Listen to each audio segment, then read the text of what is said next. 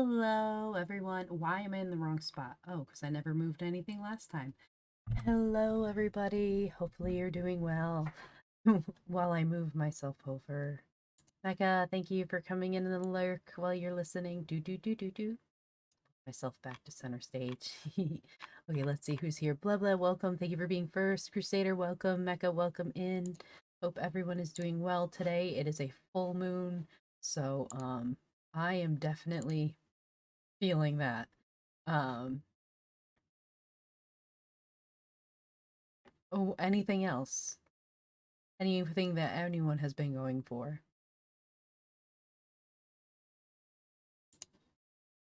Have you faced any other weird stuff? I recently learned about the. You still don't really believe it? Well, it definitely happened. I mean, I don't believe it too, as in it was shocking.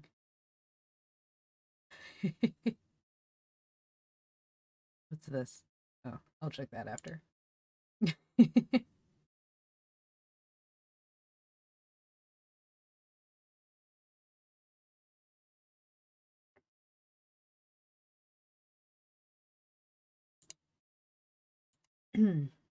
So today we start a new book.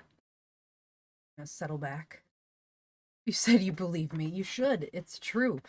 There's receipts to prove it. Okay, let's see. Today we are going to read Mark Twain's Adventures of Tom Sawyer.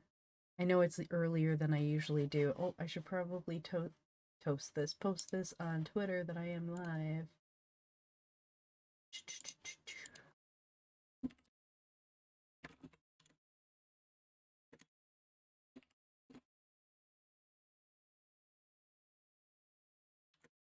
Okay. So hopefully some more students drop in to visit. It'd be sad if there's only a few of us, but that's okay, I guess, as well. Um, so let's see. Yes, today we're gonna start. I'm very distracted. It has been one hell of a day. Oh my god, sorry. Um, Mark Twain's Adventures of Tom Sawyer. So, this book does not have the language that Huck Finn does. That book would definitely, I would have to censor it quite frequently because there are certain words I will not use on stream, even if it's in a book, it doesn't matter. I'm going to skip the word, censor it, replace it with something else. So, as a reminder, for anyone who did or did not study Mark Twain in school, Mark Twain used the language of the time to engage the readers and get them to listen. He himself was not racist. He was a staunch fighter for racial equality. Him and hello, Zoak Zoakra Jello. Excited. Yay, welcome for the thank you for coming in, first time chat. Um well, they, I don't know, maybe they do touch my ears, maybe they don't, but ugh, I'm not moving them out of the way. So he was very much for racial equality, and um, was a staunch abolitionist. He did not, believe in slavery at all whatsoever. Same with Harriet Beecher Stowe, who, fun fact, was his neighbor. So Mark Twain, for quite some time, lived in Hartford, Connecticut, and was neighbors with Harriet Beecher Stowe. And if you, I love the blanket. So cute. And if you ever have a chance to go visit Hartford, Connecticut, you can go to the Mark Twain house and take a tour. They even have a ghost tour, which is pretty cool. And his house is still standing, and next door to it is the Harriet Beecher Stowe house. You can see that one as well. It's not as popular for people to visit as Mark Twain's home. So, highly recommend it. It's a beautiful home. His library is stunning. Highly. I want to go back again. Okay, so let's get into the book. So we are reading The Adventures of Tom Sawyer, and my copy of the book still has all of my notes from teaching. It has all my highlights and And nope, what's this say? Bonus question: who was killed? I might quiz you guys. Let's see. For chapter 5, why can't Becky and Tom find their way back? What's this? What is Tom supposed to be doing? How does he get everyone to do it for him? Oh, I remember that one. So watch out, I might quiz you. Reading Rainbow song begins. Reading Rainbow. I loved that show as a kid. Okay, so The Adventures of Tom Sawyer by Mark Twain, also known as Samuel Clemens. Chapter 1. You, Tom. Aunt Polly decides upon her duty. Tom practices music. The challenge and a private entrance. Tom. No answer. Tom. No answer. What's wrong with that boy, I wonder? You, Tom. No answer. The old lady pulled her spectacles down and looked over them about the room. Then she put them up and looked out under them. She seldom never looked through them for so small a thing as a boy. They were her state pair, the pride of her heart, and were built for style, not service. She could have seen through a pair of stove lids just as well. She looked perplexed for a moment, and then said, not fiercely, but still loud enough for the furniture to hear, well, I lay if I get hold of you, I'll. She did not finish, for by this time she was bending down and punching under the bed with the broom, and so she needed breath to punctuate the punches with. She resurrected nothing but the cat. Welcome in, Lorelai. I thank you for the hydrate and and thank you for the follow, Lil King Hatake. Enjoy, have a seat with your classmates, which reminds me, hey. Gumi, welcome in. Welcome, welcome. Let me see. I just realized I don't have the fireplace going. It's very quiet in here. So let's get that up and running. Okay, there we go.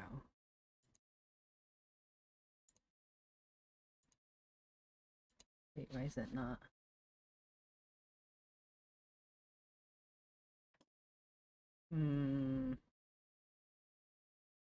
Let me re-add a new application. Oh, the stand up and stretch. Thank you. Gumi locked yourself out. I wondered. I was like, wait, Gumi?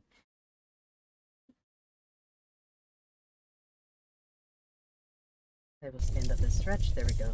I will turn that down a bit. I'm sure it's a little too loud. Excellent. Welcome in, ID. Okay, stretch. Okay. Okay. We just started. Oh, and I need my hydrate. Okay. Here we go.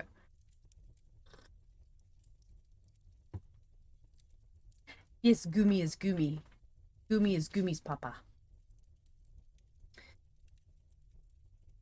I never did see the beat of that boy. She went to the open door and stood in it, and looked out among the tomato vines and jimson weeds that constituted the garden. No, Tom. So she lifted up her voice at an angle calculated for distance and shouted, you, Tom! Oh, thank you for the follow. Follow, Truffle Pokemon? Or Truffle Pumpkin? But yay! Welcome. Enjoy your stay with your classmates. I love it.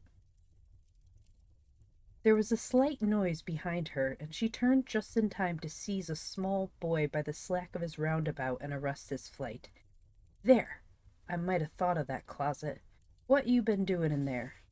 Nothing. Truffle's fine? Yay, Truffle, welcome. Nothing. Look at your hands, and look at your mouth. What is that truck? I don't know, Aunt. Well, I know. It's a jam, that's what it is. 40 times I've said that if you didn't let that jam alone, I'd skin you. Hand me that switch. The switch hovered in the air. The peril was desperate. My, look behind you, Aunt. The old lady whirled round and snatched her skirts out of danger. The lad fled on the instant, scrambled up the high board fence, and disappeared over it. His Aunt Polly stood surprised a moment, and then broke into a gentle laugh. Hang the boy, can't I never learn anything? Ain't he played me tricks enough like that for me to be looking out for him by this time? But old fools is the biggest fools there is. Can't learn an old dog new tricks, as the saying is. But my goodness, he never plays them alike 2 days, and how is a body to know what's comin'? He 'pears to know just how long he can torment me before I get my dander up. He knows if he can make out to put me off for a minute or make me laugh, it's all down again, and I can't hit him a lick. I ain't doing my duty by that boy, and that's the Lord's truth, goodness knows. Spare the rod and spile the child, as the good book says. I'm a layin' up sin and sufferin' for us both, I know. He's full of the old scratch, but laws o' me, he's my own dead sister's boy, poor thing, and I ain't got the heart to lash him somehow. Every time I let him off, my conscience does hurt me so, and every time I hit him, my old heart most breaks. Well, a well, man that is born of woman is of few days and full of trouble, as the scripture says, and I reckon it's so. He'll play hooky this evenin', and I'll just be obliged to make him work tomorrow to punish him. It's mighty hard to make him work Saturdays when all the boys is having holiday, but he hates work more than he hates anything else, and I've got to do some of my duty by him, or I'll be the ruination of the child. Tom did play hooky, and he had a very good time. He got back home barely in season to help Jim, a small colored boy, saw next day's wood, and split the kindlings before supper. At least he was there in time to tell his adventures to Jim, while Jim did 3/4 of the work. Tom's younger brother, or rather half-brother, Sid, was already through with his part of the work, picking up chips, for he was a quiet boy and had no adventurous, troublesome ways. While Tom was eating his supper and stealing sugar as opportunity offered, Aunt Polly asked him questions that were full of guile and very deep, for she wanted to trap him into damaging revealments. Like many other simple-hearted souls, it was her pet vanity to believe she was endowed with a talent for dark and mysterious diplomacy, and she loved to contemplate her most transparent devices as marvels of low cunning. Said she, "Tom, it was middlin' warm in school, warn't it?" "Yes'm." "Powerful warm, warn't it?" "Yes'm." "Didn't you want to go in a swimmin', Tom?" A bit of a scare shot through Tom, a touch of uncomfortable suspicion. He searched Aunt Polly's face, but it told him nothing. So he said, "No'm. Well, not very much." The old lady reached out her hand and felt Tom's shirt and said, "But you ain't too warm now, though." And it flattered her to reflect that she had discovered that the shirt was dry without anybody knowing that that was what she had in her mind. But in spite of her, Tom knew where the wind lay now, so he forestalled what might be the next move. "Some of us pumped on our heads. Mine's damp yet, see?" Aunt Polly was vexed to think she had overlooked that bit of circumstantial evidence and missed a trick. Then she had a new inspiration. "Tom, you didn't have to undo your shirt collar where I sewed it to pump on your head, did you? Unbutton your jacket." The trouble vanished out of Tom's face. He opened his jacket. His shirt collar was securely sewed. "Bother. Well, go along with you. I'd made sure you'd played hooky and been a swimmin', but I forgive ye, Tom. I reckon you're a kind of a singed cat, as the saying is, better'n you look. This time." She was half sorry her sagacity had miscarried, and half glad that Tom had stumbled into obedient conduct for once. But Sidney said, "Well, now, if I didn't think you sewed his collar with white thread, but it's black." "Why, I did sew it with white, Tom." But Tom did not wait for the rest. As he went out at the door, he said, "Siddy, I'll lick you for that." In a safe place, Tom examined 2 large needles which were thrust into the lapels of his jacket and had thread bound about them. One needle carried white thread and the other black. He said, "She'd never noticed it noticed if it hadn't been for Sid. Confound it. Sometimes she sews it white and sometimes she sews it with black. I wish to Jiminy she'd stick to one or the other. I can't keep run of 'em. but I bet you I'll lamb Sid for that. I'll learn him. He was not the model boy of the village. He knew the model boy very well, though, and loathed him. Within 2 minutes, or even less, he had forgotten all of his troubles. Not because his troubles were one whit less heavy and bitter to him than a man's are to a man, but because a new and powerful interest bore them down and drove them out of his mind for the time, just as men's misfortunes are forgotten in the excitement of new enterprises. This new interest was a valued novelty in whistling, which he had just acquired from a black man, and he was suffering to practice it undisturbed. It consisted of in a peculiar bird-like turn, a sort of liquid warble, produced by touching the tongue to the roof of the mouth at short intervals in the midst of the music. The reader probably remembers how to do it, if he has ever been a boy. Diligence and attention soon gave him the knack of it, and he strode down the street with his mouth full of harmony and his soul full of gratitude. He felt much as an astronomer feels who has discovered a new planet. No doubt, as far as strong, deep, unalloyed pleasure is concerned, the advantage was with the boy, not the astronomer. The summer evenings were long. It was not dark yet. Presently Tom checked his whistle. A stranger was before him, a boy a shade larger than himself. A newcomer of any age or either sex was an impressive curiosity in the poor little shabby village of St. Petersburg. This boy was well dressed, too. Well dressed on a weekday. This was simply astounding. His cap was a dainty thing. His close-buttoned blue cloth roundabout was new and natty, and so were his pantaloons. He had shoes on, and it was only Friday. He even wore a necktie, a bright bit of ribbon. He had a citified air about him that ate into Tom's vitals. The more Tom stared at the splendid marvel, the higher he turned up his nose at his finery, and the shabbier and shabbier his own outfit seemed to him to grow. Neither boy spoke. If one moved, the other moved, but only sideways in a circle. They kept face to face and eye to eye all the time. Finally, Tom said, "I can lick you." "I'd like to see you try it." "Well, I can do it." "No, you can't either." "Yes, I can." "No, you can't." "I can, you can't." Can't." An uncomfortable pause. Then Tom said, "What's your name?" "'Tisn't any of your business, maybe." "Well, I allow I'll make it my business." "Well, why don't you?" "If you say much, I will." "Much, much, much." "There now." "Oh, you think you're mighty smart, don't you? I could lick you with one hand tied behind me if I wanted to." "Well, why don't you do it? You say you can do it." "Well, I will, if you fool with me." "Oh, yes, I've seen whole families in the same fix." "Smarty, you think you're some now, don't you? Oh, what a hat." "You can lump that hat if you don't like it. I dare you to knock it off, and anybody that'll take a dare will suck eggs." "You're a liar, you're another." "You're a fighting liar and doesn't take it up. Aw, take a walk." "Say, if you give me much more of your sass, I'll take and bounce a rock off in your head." "Of course you will." "Well, I will." "Well, why don't you do it then? Why do you keep saying you will for? Why don't you do it?" "It's because you're afraid." "I ain't afraid." "You are."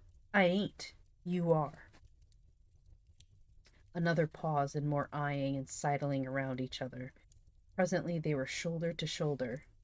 Tom said, "Get away from here. Go away yourself." "I won't." "I won't either." "Thank you for the follow, little beast man." "Welcome in." So they stood, each with foot placed at an angle as a brace, and both shoving with might and main, and glowering at each other with hate.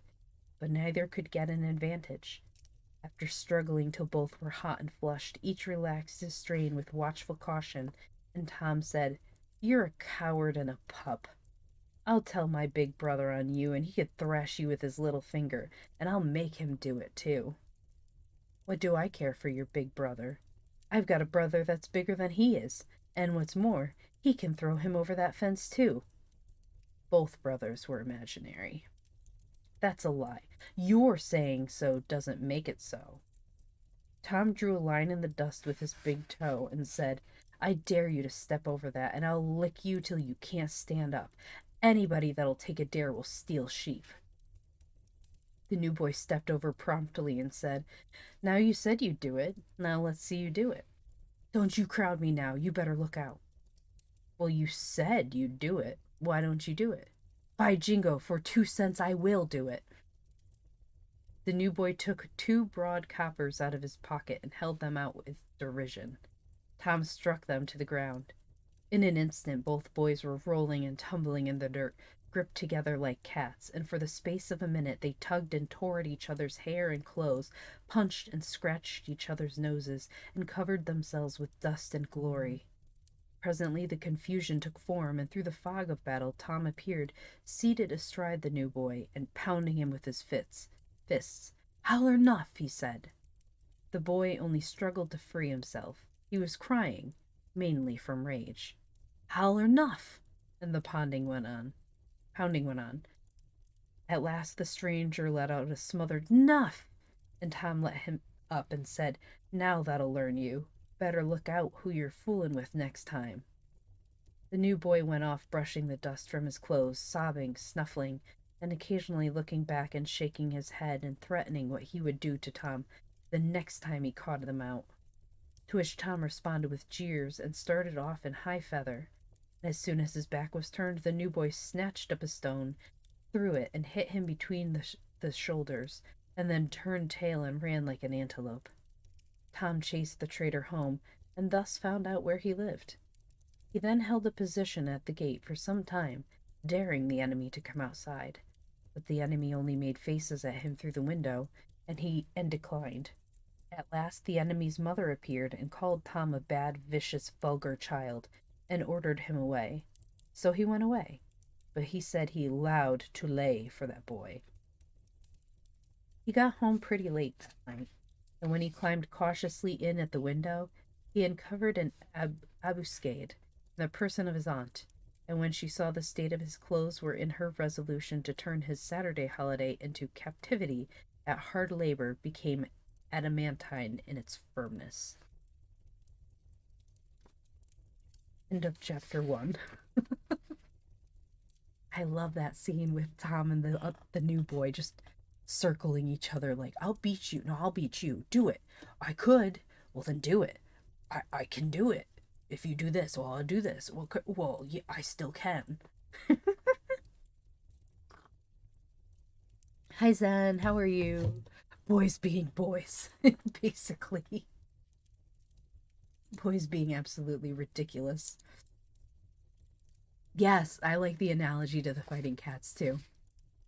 They're just clinging and biting and scratching, and it's just so funny to me to picture it, them like yowling and just rolling in the dirt. Ooh, woke up from a nap. That's nice. Chapter 2. Strong temptations, strategic movements, the innocents beguiled. Saturday morning was come, and all the summer world was bright and fresh and brimming with life. There was a song in every heart, and if the heart was young, the music issued at the lips. There was cheer in every face and a spring in every step. The locust trees were in bloom, and the fragrance of the blossoms filled the air. Cardiff Hill, beyond the village and above it, was green with vegetation, and it lay just far enough away to seem a delectable land, dreamy, reposeful, and inviting.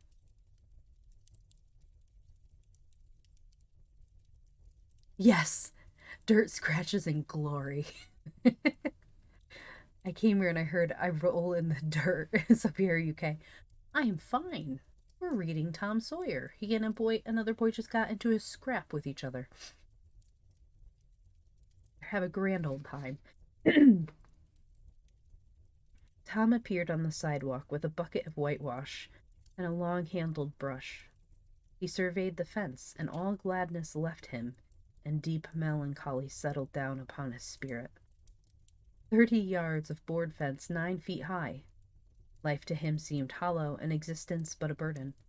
Sighing, he dipped his brush and passed it along the topmost plank, repeated the operation, did it again, compared the insignificant whitewash streak, and with the far reaching continent of unwhitewashed fence, and sat down on a tree box discouraged.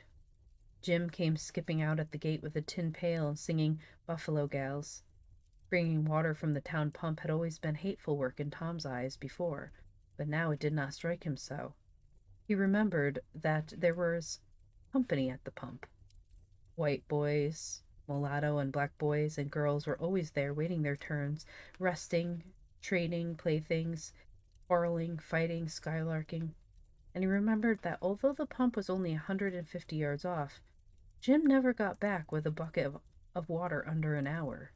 And even then, somebody generally had to go after him. Tom said, "Say, Jim, I'll fetch the water if you'll whitewash some." Jim shook his head and said, "Can't, Master Tom. Ol' Missus, she told me to go to she told me I got to go and get this water and not stop fooling round with nobody. She say she 'spect Mr. Tom going to ax me to whitewash, and so she told me to go along and tend to my own business. She 'lowed she'd tend to do the whitewashing." Thank you for the lurk, Patrick. I appreciate it. "Oh, never mind what she said, Jim. That's the way she always talks. Give me the bucket. I won't be gone only a minute. She won't ever know." "Oh, I dasn't, Mr. Tom. Ol' Missus, she'd taken and tar the head off of me. 'Deed she would." "She! She never licks anybody. Whacks 'em over the head with her thimble. And who cares for that? I'd like to know. She talks awful, but talk don't hurt. Anyways, it don't it don't if she don't cry. Anyways, it don't if she don't cry, Jim. I'll give you a marvel. I'll give you a white alley." Jim began to waver. "White alley, Jim, and it's a bully taw." "My, that's a mighty gay marvel, I tell you. For Master Tom, I's powerful afraid ol' Missus. Besides, if you will, I'll show you my sore toe." Jim was only human. This attraction was too much for him. He put down his pail, took the white alley, and bent over the toe with absorbing interest while the bandage was being unwound. In another moment he was flying down the street with his pail in a tingling ear. Tom was whitewashing with vigor, and Aunt Polly was retiring from the field with a slipper in her hand and triumph in her eye. But Tom's energy did not last. He began to think of the fun he had planned for this day, and his sorrows multiplied. Soon the free boys would come tripping along on all sorts of delicious expeditions, and they would make a world of fun of him for having to work. The very thought of it burnt him like fire. He got out his worldly wealth and examined it. Bits of toys, marbles, and trash, enough to buy in exchange of work, maybe, but not half enough to buy him so much as half an hour of pure freedom. So he returned his straitened means to his pocket and gave up the idea of trying to buy the boys. At this dark and hopeless moment, an inspiration burst upon him. Nothing less than a great, magnificent inspiration. He took up his brush and went tranquilly to work. Ben Rogers hove in sight presently, the very boy of all boys, whose ridicule he had been dreading. Ben's gait was the hop, skip, and jump, proof enough that his heart was light and his anticipations high. He was eating an apple and giving a long, melodious whoop at intervals, followed by a deep-toned ding-dong-dong, ding-dong-dong, for he was personating a steamboat. As he drew near, he slackened speed, took the middle of the street, leaned far over to starboard, and rounded to ponderously and with laborious pomp and circumstance, for he was personating the Big Missouri, and considered himself to be drawing 9 feet of water. His boat and captain and engine bells combined, so he had to imagine himself standing on his own hurricane deck, giving the orders and executing them. "Stop her, sir. Ting-a-ling-ling." The headway ran almost out, and he drew up slowly toward the sidewalk. "Ship up to back. Ting-a-ling-ling." His arms straightened, and he stiffened down his sides. "Set her back on the starboard. Ting-a-ling-ling. Chow, ch-ch-chow, chow." His right hand, meantime, describing stately circles, for it was representing a 40-foot wheel. Let her go back on the larboard. Ting-ling-ling. Chow, chow, chow. The left hand began to describe circles. Stop the starboard. Ting-a-ling-ling. Stop the larboard. Come ahead on the starboard. Stop her. Let your outside turn over slow. Ting-a-ling-ling. Chow, wow, wow. Get out the headline. Lively now. Come, out with your spring line. What are you up out there? Take a turn round that stump with the bite of it. Stand by that stage. Now, let her go. Done with the engine, sir. Ting-a-ling-ling. Shh, shh, shh. Trying the gauge cocks. Tom went on whitewashing, paid no attention to the steamboat. Ben stared a moment and then said, Hiya. You're up a stump, ain't you? No answer. Tom surveyed his last touch with the eye of an artist, then gave his brush another gentle sweep and surveyed the result as before. Ben ranged up alongside of him. Tom's mouth watered for the apple, but he stuck to his work. Ben said, Hello, old chap. You got to work, eh? Tom wheeled suddenly and said, Why, it's you, Ben. I wasn't noticin'. Say, I'm going in a swimmin', I am. Don't you wish you could? But of course you'd rather work, wouldn't you? Of course you would. Tom contemplated the boy a bit and said, What do you call work? Well, why ain't that work? Tom resumed his whitewashing and answered carelessly, Well, maybe it is and maybe it ain't. All I know is it suits Tom Sawyer. Oh, come now, you don't mean to let on that you like it. The brush continued to move. Like it? Well, I don't see why I oughtn't to like it. Does a boy get a chance to whitewash a fence every day? That put the thing in a new light. Ben stopped nibbling his apple. Tom swept his brush daintily back and forth, stepped back to note the effect, added a touch here and there, criticized the effect again. Ben watching every move and getting more and more interested, more and more absorbed. Presently he said, Say, Tom, let me whitewash a little. Now I want an apple scene. Tom considered, was about to consent, but he altered his mind. No, no, I reckon it wouldn't hardly do, Ben. You see, Aunt Polly's awful particular about this fence. Right here on the street, you know. But if it was the back fence, I wouldn't mind, and she wouldn't. Yes, she's awful particular about this fence. It's got to be done very careful. I reckon there ain't one boy in 1,000, maybe 2,000, that can do it the way it's got to be done. No, is that so? Oh, come now, let me just try. Only just a little. I'd let you, if you was me, Tom. Ben, I'd like to, honest. But Aunt Polly, well, Jim wanted to do it, and she wouldn't let him. Sid wanted to do it, and she wouldn't let Sid. Now don't you see how I'm fixed? If you was to tackle this fence and anything was to happen to it, oh shucks, I'll be just as careful. Now let me try. Say, I'll give you the core of my apple. Well, here. No, Ben, now don't. I'm afraid I'll give you all of it. Tom gave up the brush with reluctance in his face, but alacrity in his heart. And while the late steamer Big Missouri worked and sweated in the sun, the retired artist sat in a barrel in the shades close by, dangled his legs, munched his apple, and planned the slaughter of more innocents. There was no lack of material. Boys happened along every little while. They came to jeer, but remained to whitewash. By the time Ben was tired out, Tom had traded the next chance to Billy Fisher for a kite in good repair. And when he played out, Johnny Miller bought in for a dead rat and a string to swing it with. And so on, hour after hour. And when the middle of the afternoon came, from being a poor, poverty-stricken boy in the morning, Tom was literally rolling in wealth.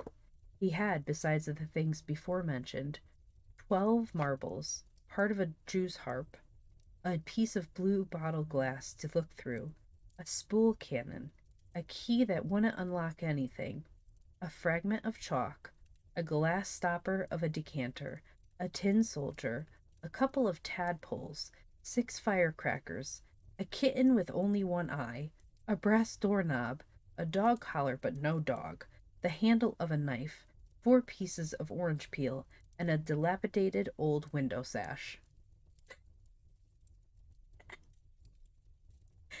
Yes, a dead rat on a string.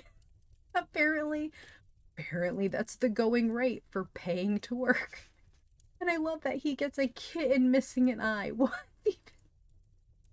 Who comes along and is like, I'll give you this one-eyed kitten if you'll let me paint your face. I mean, really, when you think about it, Tom is brilliant. He really is. He is a master at deceit. He had had a nice, good, idle time all the while, plenty of company, and the fence had 3 coats of whitewash on it. If he hadn't run out of whitewash, he would have bankrupted every boy in the village. Tom said to himself that it was not such a hollow world after all. He had discovered a great law of human action without knowing it, namely, that in order to make a man or a boy covet a thing, it is only necessary to make the thing difficult to attain. If he had been a great and wise philosopher, like the writer of this book, he would now have comprehended that work consists of whatever a body is obliged to do, and that play consists of whatever a body is not obliged to do. And this would help him to understand why constructing artificial flowers or performing on a treadmill is work, while rolling 10 pins or climbing Mount Blanc is only amusement. There are wealthy gentlemen in England who drive 4-horse passenger coaches 20 or 30 miles a daily line in the summer because the privilege costs them considerable money. But if they were offered wages for the service, that would turn it into work, and then they would resign. The boy mused a while over the substantial change which had taken place in his worldly circumstances, and then wended toward headquarters to report. Hi, Kanabo, welcome in. Actually, that's a really good point. If you're obliged to do something, it's work and you don't want to do it. But if you don't have to do it, it's the same thing could be pleasurable. Like when I was getting my master's degree in literature, reading the same thing over and over again became tedious and I hated reading, and yet I love reading. But after doing that thesis, I took a year off from reading anything. In general, oh my goodness, I was just referenced to this to a friend who didn't oh my goodness, I was just referenced this to a friend who didn't remember which Twain book it was from. Oh yeah, the whole idea about like work versus pleasure.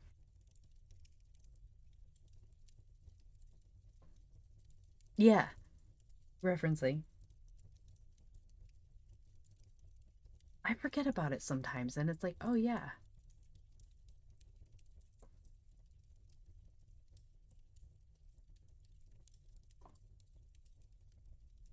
I read this book growing up. I read it a lot too. We read it in school. I read it teaching it. Like I said, actually, I think I said this before you might have come in. Um, that this book, this actual copy that I'm holding right now in my hand, is the same one I've used for teaching.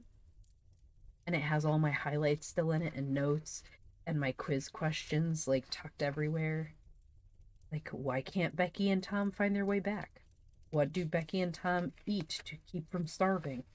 What's this one say? Quiz chapter 8 to 10. What do Tom and Joe play? What does Tom expect to find in the box? Where do Tom and Huck go at night? What do they witness? Those were just quizzes to make sure my students had read for homework. It wasn't the actual like test questions. Those were more the why stuff. You know, back in the day, what Tom did would be considered a devious ploy by a wicked child. Nowadays, he'd be considered a genius young entrepreneur. It's true, though. It is true. He was a genius. I consider him a genius. Yeah. I mean, look, doing what he did, that was a brilliant way to get out of work and make some money. Can't blame him. Chapter 3. To me, the first 5 chapters of this book are the best. Chapter 3. Tom as a General. Triumph and Reward. Dismal Felicity. Commission and Omission. Tom presented himself before Aunt Polly, who was sitting by an open window in a pleasant rearwood apartment, which was bedroom, breakfast room, dining room, and library combined. The balmy summer air, the restful quiet, the odor of the flowers, and the drowsing murmur of the bees had had their effect, and she was nodding over her knitting, for she had no company but the cat, and it was asleep in her lap. Her spectacles were propped up on her gray head for safety. She had thought that of course Tom had deserted long ago, and she wondered at seeing him place himself in her power again in this intrepid way. He said, "Mayn't I go and play now, Aunt?" "What, already? How much have you done?" "It's all done, Aunt." "Tom, don't lie to me. I can't bear it." "I ain't, Aunt. It is all done." Aunt Polly placed small trust in such evidence. She went out to see for herself, and she would have been content to find 20% of Tom's statement true. When she found the entire fence whitewashed, and not only whitewashed, but elaborately coated and recoated, and even a streak added to the ground, her astonishment was almost unspeakable. She said, "Well, I never. There's no getting around it. You can work when you're a mind to, Tom." And then she diluted the compliment by adding, "But it's powerful seldom you're a mind to, I'm bound to say. Well, go along and play, but mind you get back in time in a week, or I'll tan you. Some time in a week." She was so overcome by the splendor of his achievement that she took him into the closet and selected a choice apple and delivered it to him, along with an improving lecture on the added value and flavor a treat took to itself when it came without sin through virtuous effort. And while she closed with a happy scriptural flourish, he hooked a donut.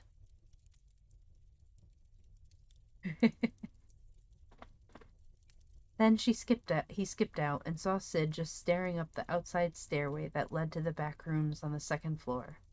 Clouds were handy and the air was full of them in a twinkling. They raged around Sid like a hailstorm, and before Aunt Polly could collect her surprised faculties and sally to the rescue, 6 or 7 clods had taken personal effect, and Tom was over the fence and gone. There was a gate, but as a general thing, he was too crowded for time to make use of it. His soul was at peace now that he had settled with Sid for calling attention to his black thread and getting him into trouble. Tom skirted the block and came round into a muddy alley that led by the back of his aunt's cow stable. He presently got safely beyond the reach of capture and punishment, and hastened toward the public square of the village, where 2 military companies of boys had met for conflict, according to previous appointment. Tom was general of one of these armies, Joe Harper, a bosom friend, general of the other. These 2 great commanders did not condescend to fight in person, that being better suited to the still smaller fry, but sat together on an eminence and was weird on an eminence and conducted the field operations by orders delivered through aides de camp. Tom's army won a great victory after a long and hard-fought battle. Then the dead were counted, prisoners exchanged, the terms of the next disagreement agreed upon, and the day for the necessary battle appointed, after which the armies fell into line and marched away, and Tom turned homeward alone. You know, kids don't play like this anymore, do they? I feel like they don't. And that's kind of sad.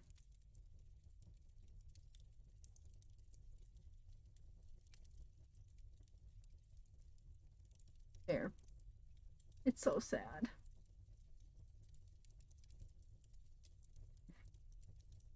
I remember being kicked out of my house all day, being like, "Get outside and go play. And if you were thirsty, you drank from the hose." As he was passing by the house where Jeff Thatcher lived, he saw a new girl in the garden, a lovely little blue-eyed creature with yellow hair plaited into 2 long tails, white summer frock, and embroidered pantalettes. The fresh-crowned hero fell without firing a shot. A certain Amy Lawrence vanished out of his heart and left not even a memory of herself behind. He had thought he loved her to distraction. He had regarded his passion as adoration, and behold, it was only a poor little evanescent partiality. He had been months winning her. She had confessed hardly a week ago. He had been the happiest and the proudest boy in the world only 7 short days, and here in one instant of time she had gone out of his heart like a casual stranger whose visit is done. Hey DT, welcome in. Thank you for the Hydrate Crusader.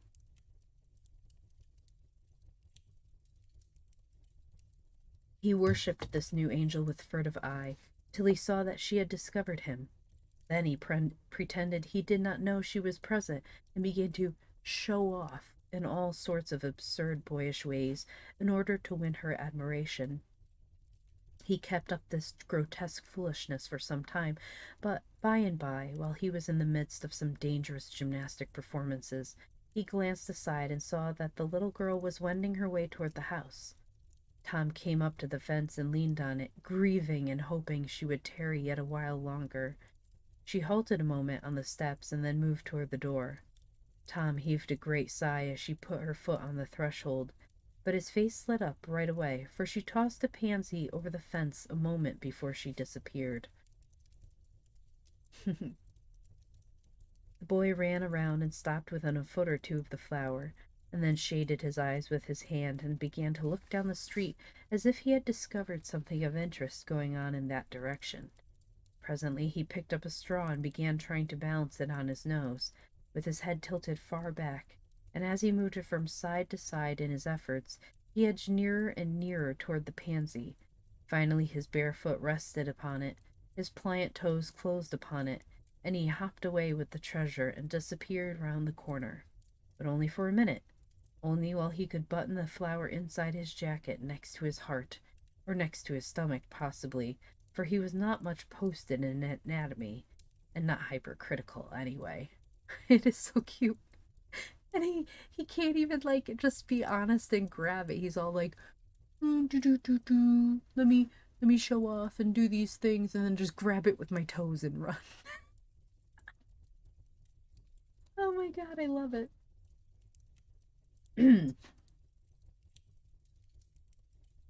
He returned now and hung about the fence till nightfall, showing off as before, but the girl never exhibited herself again, though Tom comforted himself a little with the hope that she had been near some window, meantime, and been aware of his attentions.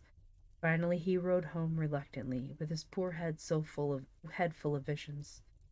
All through supper his spirits were so high that his aunt wondered what had got into the child. He took a good scolding about clodding Sid, and did not seem to mind it in the least. He tried to steal sugar under his aunt's very nose, and got his knuckles rapped for it. He said, "Aunt, you don't whack Sid when he takes it." "Well, Sid don't torment a body the way you do. You'd be always into the sugar if I weren't watching you." Poor Amy, I know. No! He spent all this time trying to get Amy, and she finally paid attention to him, and he just poof. No more Amy. Boys are fickle. Presently she stepped into the kitchen, and Sid, happy in his immunity, reached for the sugar bowl, a sort of glorying over Tom which was well nigh unbearable. But Sid's fingers slipped, and the bowl dropped and broke. Tom was in ecstasies, in such ecstasies that he even controlled his tongue and was silent. He said to himself that he would not speak a word even when his aunt came in, but would sit perfectly still till she asked who did the mischief, and then he would tell, and there would be nothing so good in the world as to see that pet model catch it. He was so brimful of exultation that he could hardly hold himself when the old lady came back and stood above the wreck discharging lightnings of wrath from over her spectacles. He said to himself, "Now it's coming," and the next instant he was sprawling on the floor. The potent palm was uplifted to strike again when Tom cried out, "Hold on now, what are you belting me for? Sid broke it." Aunt Polly paused, perplexed, and Tom looked for healing pity, but then she got her tongue again. She only said, "Umph, well, you didn't get a lick amiss, I reckon. You been into some other audacious mischief when I wasn't around, like enough." Then her conscience reproached her, and she yearned to say something kind and loving, but she judged that that would be construed into a confession that she had been in the wrong, and discipline forbade it. So she kept silence and went about her affairs with a troubled heart.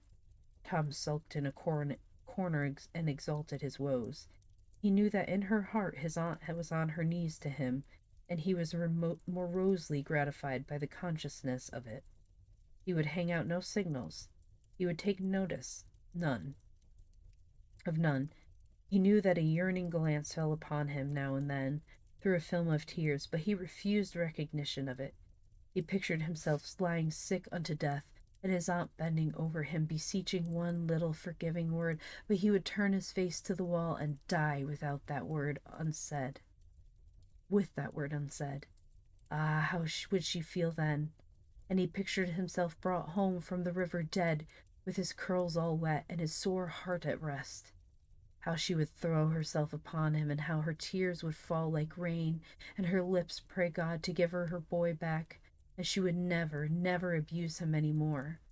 But he would lie there cold and white and make no sign, a poor little sufferer whose griefs were at an end. He so worked upon his feelings with the pathos of these dreams that he had to keep swallowing. He was so like to choke, and his eyes swam in a blur of water, which overflowed when he winked and ran down and trickled from the end of his nose.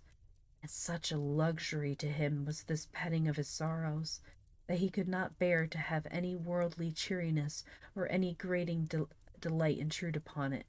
It was too sacred for such contact.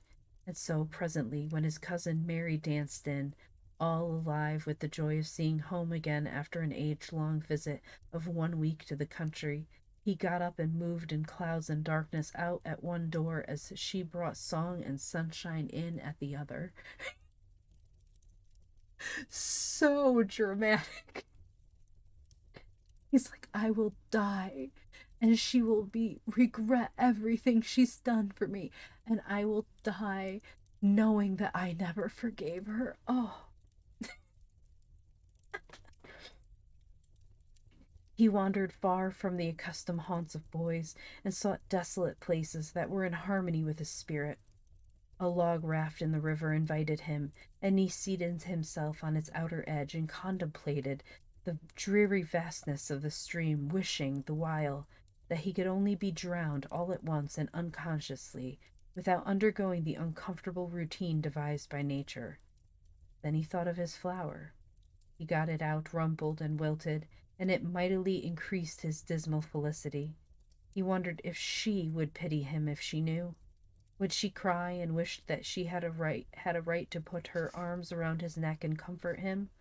Or would she turn coldly away like all the hollow world? This picture brought such an agony of pleasurable suffering that he worked it over and over again in his mind and set it up in new and varied lights till he wore it in threadbare. At last he rose up sighing and departed in the darkness.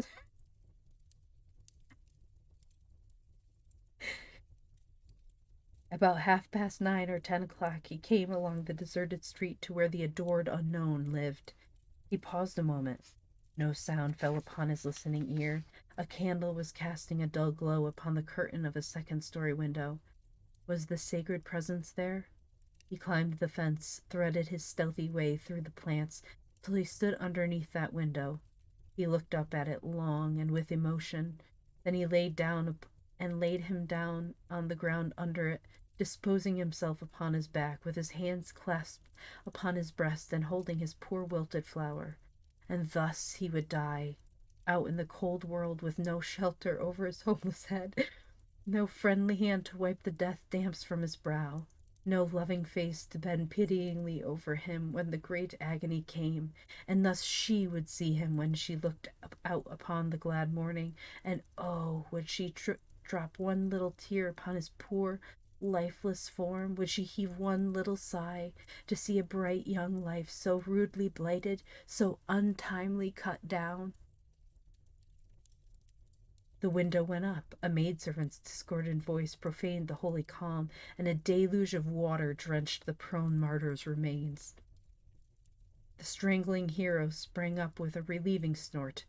There was a whiz as of a missile in the air, mingled with the murmur of a curse. A sound as of shivering glass followed, and a small, vague form went over the fence and shot away in the gloom. Not long after, as Tom, all undressed for bed, was surveying his drenched garments by the light of a tallow dip, Sid woke up. But if he had any dim idea of making any references to illusions, he thought better of it and held his peace, for there was danger in Tom's eyes. Tom turned in without the added vexation of prayers, and Sid made mental note of the omission. It is relatable though. I've felt that, like as a preteen and a teen, like the world would never miss me anyway. I'm just done.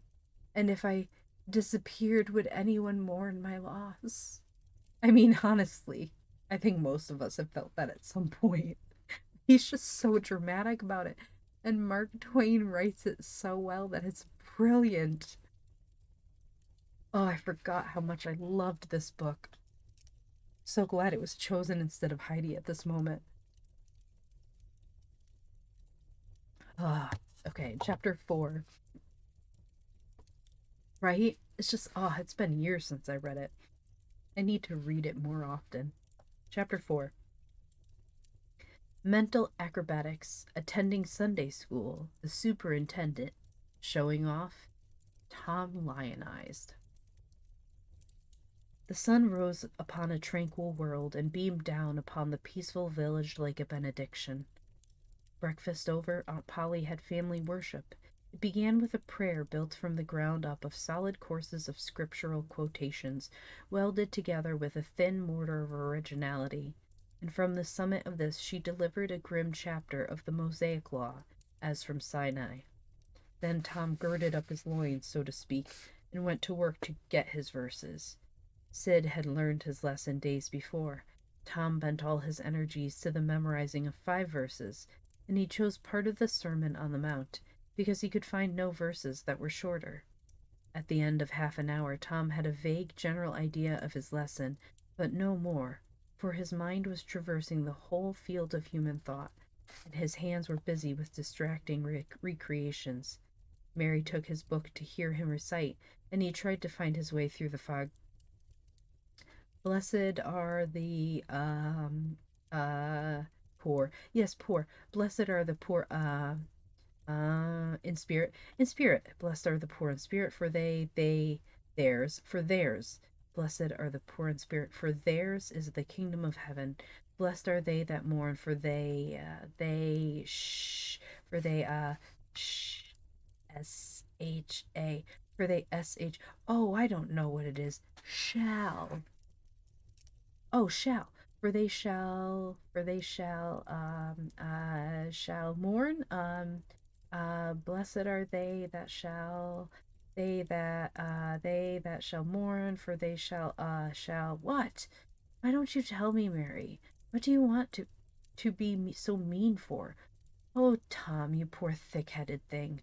I'm not teasing you. I wouldn't do that. You must go and learn it again. Don't you be discouraged, Tom. You'll manage it. And if you do, I'll give you something ever so nice. There now, that's a good boy. Ah, hello, the Arctic Nick. Thank you for the bits and the first time chat. I appreciate it. Welcome to class. I hope you're enjoying the story where they shall shit upon the ceramic pot of justice. Patrick. Poor thick-headed thing. And thank you for the follow. I appreciate it. Welcome to class. You love this kind of thing? Yay! The story, the reading, or this book? I love this book. Oh, I'm enjoying it so much. I'm loving reading it. It could be dramatic, like when I read it to my students.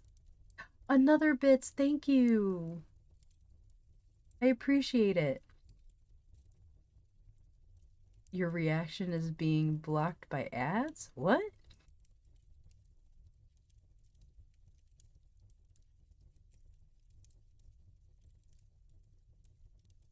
What reaction?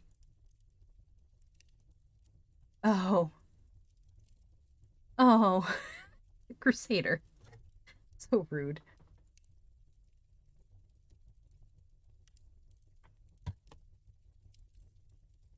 I will repeat it. Oh, he probably wanted to see your reaction to something but got an ad. Oh, worst timing ever. Let me know when you're back, Patrick.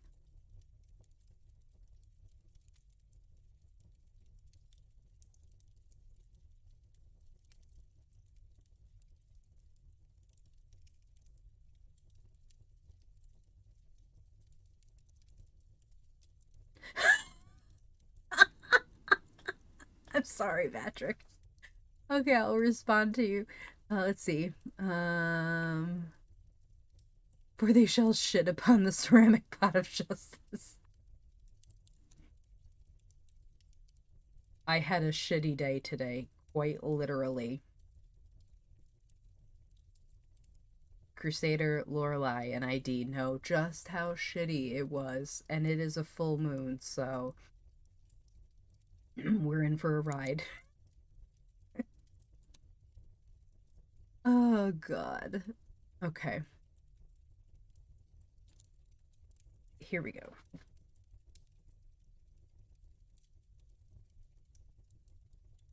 Let's see. I'll give you something ever so nice. There now, that's a good boy. All right, what is it, Mary? Tell me what it is. Never you mind, Tom. You know if I say it's nice, it is nice. You bet you that's so, Mary. All right, I'll tackle it again. Literal, literal, not lifter by later by figurative. What? Typing is failing. You're welcome. Literal, literal, not figurative, literal. Yeah, like literal, literal shit. I wish it wasn't, but basically I was like, uh oh no. Oh no, worse than a clogged toilet. And that's all I'm gonna say on stream. If you're in my Discord, I made a comment saying good afternoon and then a word of advice for the day. And you can extrapolate from there.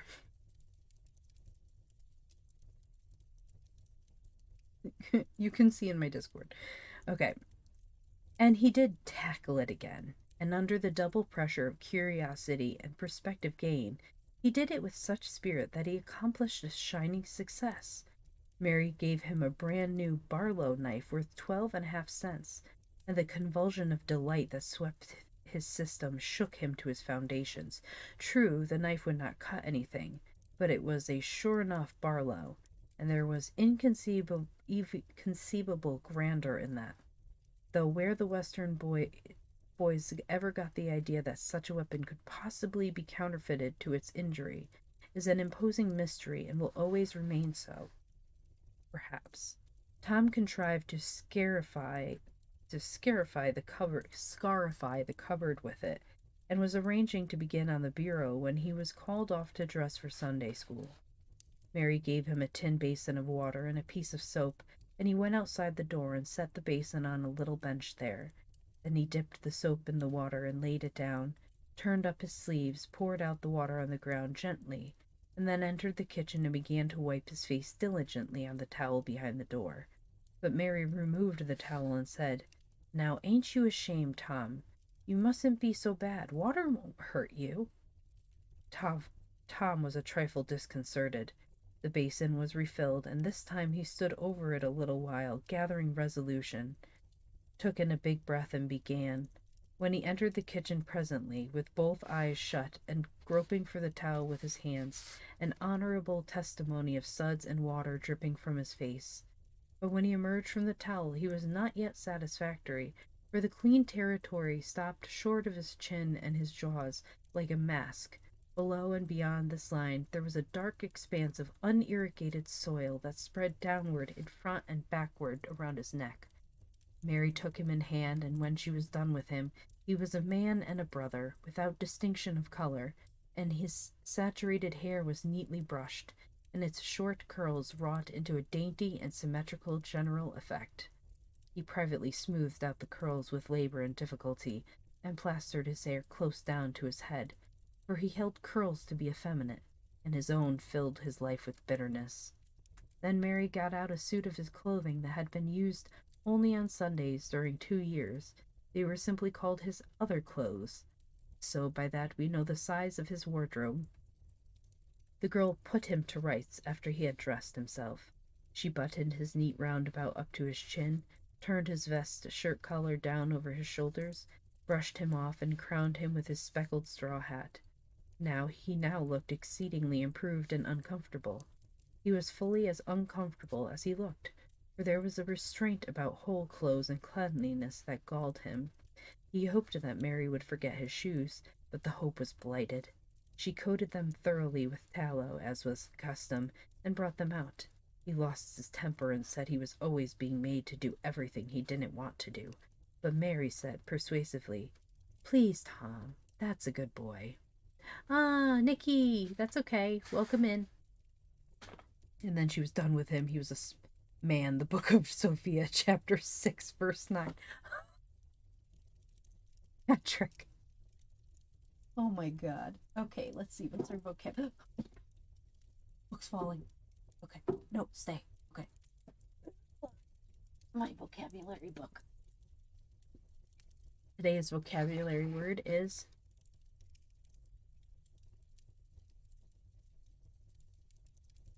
cabotage. Cabotage, a noun. The right of a country to control all air traffic flying in its skies.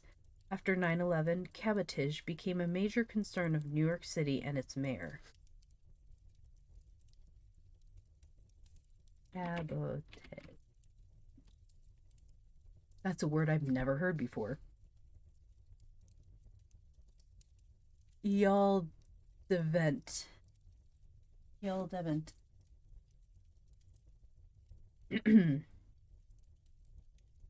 Let's see, where was I? So he got into the shoes snarling.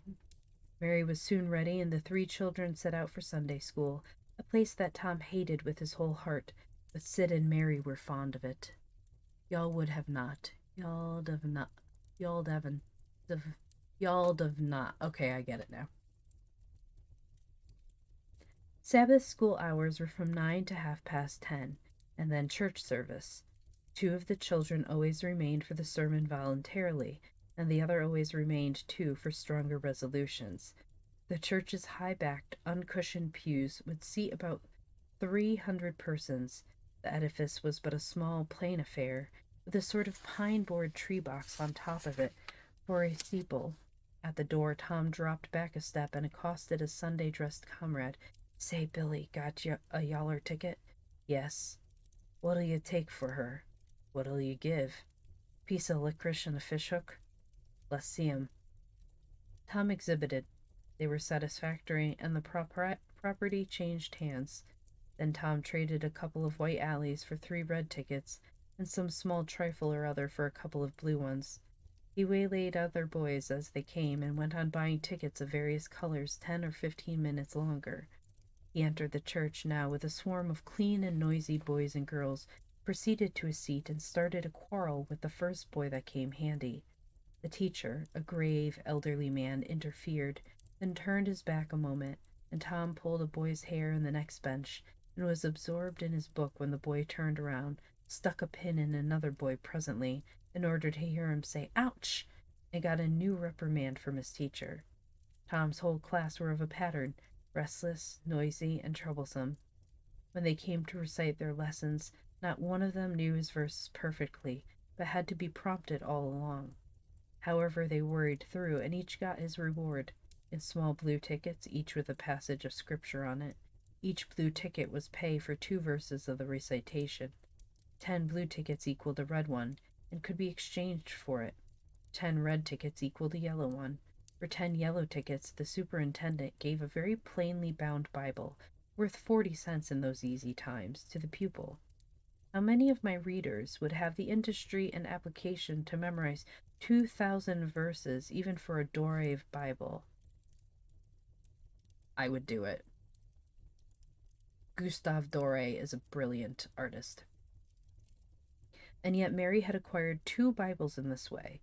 It was the patient work of 2 years, and a boy of German parentage had won 4 or 5. He once recited 3,000 verses without stopping, but the strain upon his mental faculties was too great, and he was a little better than an idiot from that day forth, a grievous misfortune for the school, for on great occasions, before company, the superintendent, as Tom expressed it, had always made this boy come out and spread himself. Only the older pupils managed to keep their tickets and stick to their tedious work long enough to get a Bible, and so the delivery of one of these prizes was a rare and noteworthy circumstance. The successful pupil was so great and conspicuous for that day that on the spot every scholar's heart was fired with a fresh ambition that often lasted a couple of weeks. It is possible that Tom's mental stomach had never really hungered for one of these prizes, but unquestionably his entire being had for many a day longed for the glory and the eclat that came with it. You couldn't do it? I think if you practiced enough, you could. It's kind of like being in a play. I was in a play once, a church play. I played Moses. There was only one boy in the choir, and he chose the role of the Pharaoh. So, as the next eldest, I got to choose, and I went with Moses. Oh, Lord.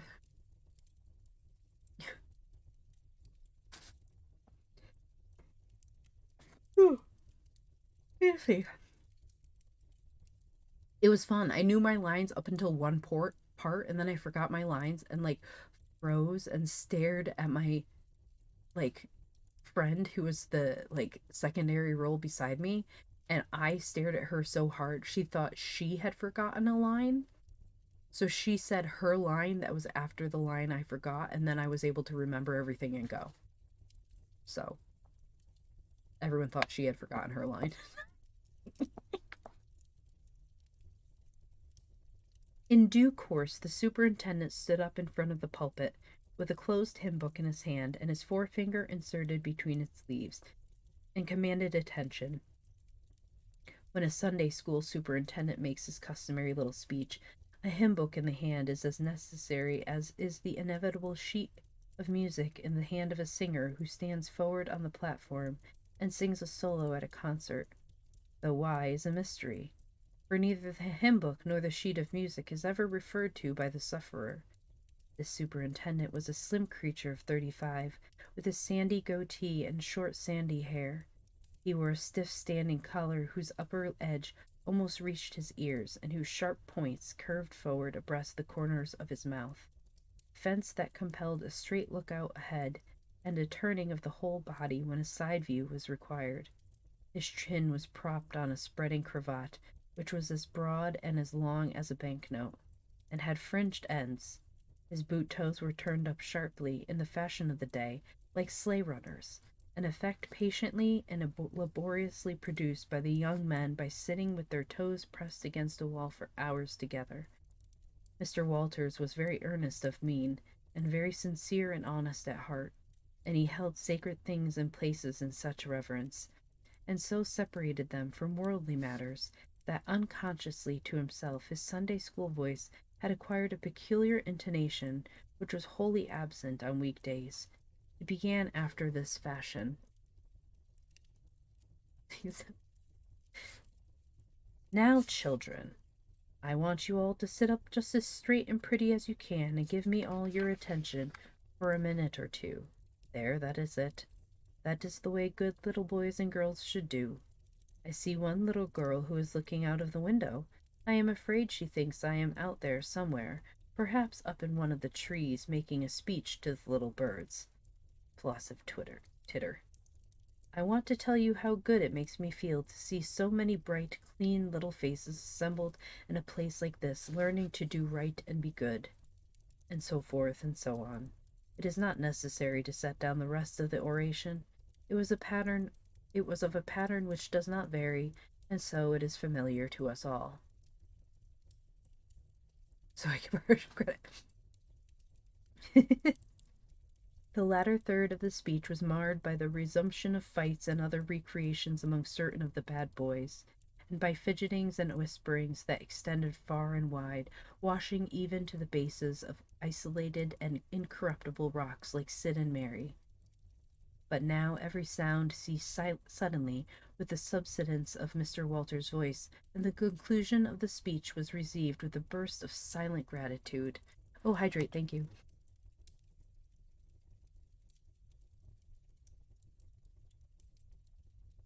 Are we going to get to my favorite chapter today? Yes, we are.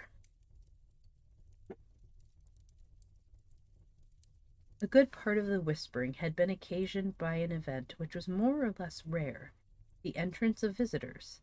Lawyer Thatcher, accompanied by a very feeble and aged man, a fine, portly, middle-aged gentleman with iron gray hair, and a dignified lady who was doubtless the latter's wife. The lady was leading a child. Had been restless and full of chafings and repinings, conscience smitten too. He could not meet Amy Lawrence's eye. He could not brook her loving gaze. But when he saw this small newcomer, his soul was all ablaze with bliss in a moment. The next moment he was showing off with all his might, cuffing boys, pulling hair, making faces. In a word, using every art that seemed likely to fascinate a girl and win her applause. His exaltation had but one alloy, the memory of his humiliation in this angel's garden, and that record in sand was fast washing out under the waves of happiness that were sweeping over it now. The visitors were given the highest seat of honor, and as soon as Mr. Walter's speech was finished, he introduced them to the school. The middle-aged man turned out to be a prodigious personage, no less a one than the county judge, altogether the most august creation these children had ever looked upon, and they wondered what kind of material he was made of, and they half wanted to hear him roar, and were half afraid he might too. He was from Constantinople, 12 miles away, so he had traveled and seen the world. These very eyes had looked upon the county courthouse, which was said to have a tin roof. The awe which these reflections inspired was attested by the impressive silence and the ranks of staring eyes. This was the great Judge Thatcher, brother of their own lawyer. Jeff Thatcher immediately went forward to be familiar with the great man and be envied by the school. It would have been music to his soul to hear the whisperings. "Look at him, Jim. He's a-going up there. Say, look, he's a-going to shake hands with him. He is shaking hands with him. By jings, don't you wish you was, Jeff?" Mr. Walters fell to showing off, with all sorts of official bustlings and activities, giving orders, delivering judgments, charging directions here, there, everywhere that he could find a target. The librarian showed off, running hither and thither with his arms full of books and making a deal of the splutter and fuss that insect authority delights in. The young lady teachers showed off, bending sweetly over pupils that were lately being boxed, lifting pretty warning fingers at bad little boys and patting good ones lovingly. The young gentleman teachers showed off with small scoldings and other little displays of authority and fine attention to discipline. And most of the teachers of both sexes found business up at the library by the pulpit, and it was business that frequently had to be done over again 2 or 3 times with much seeming vexation. The little girls showed off in various ways, and the little boys showed off with such diligence that the air was thick with paper wads and the murmur of scufflings.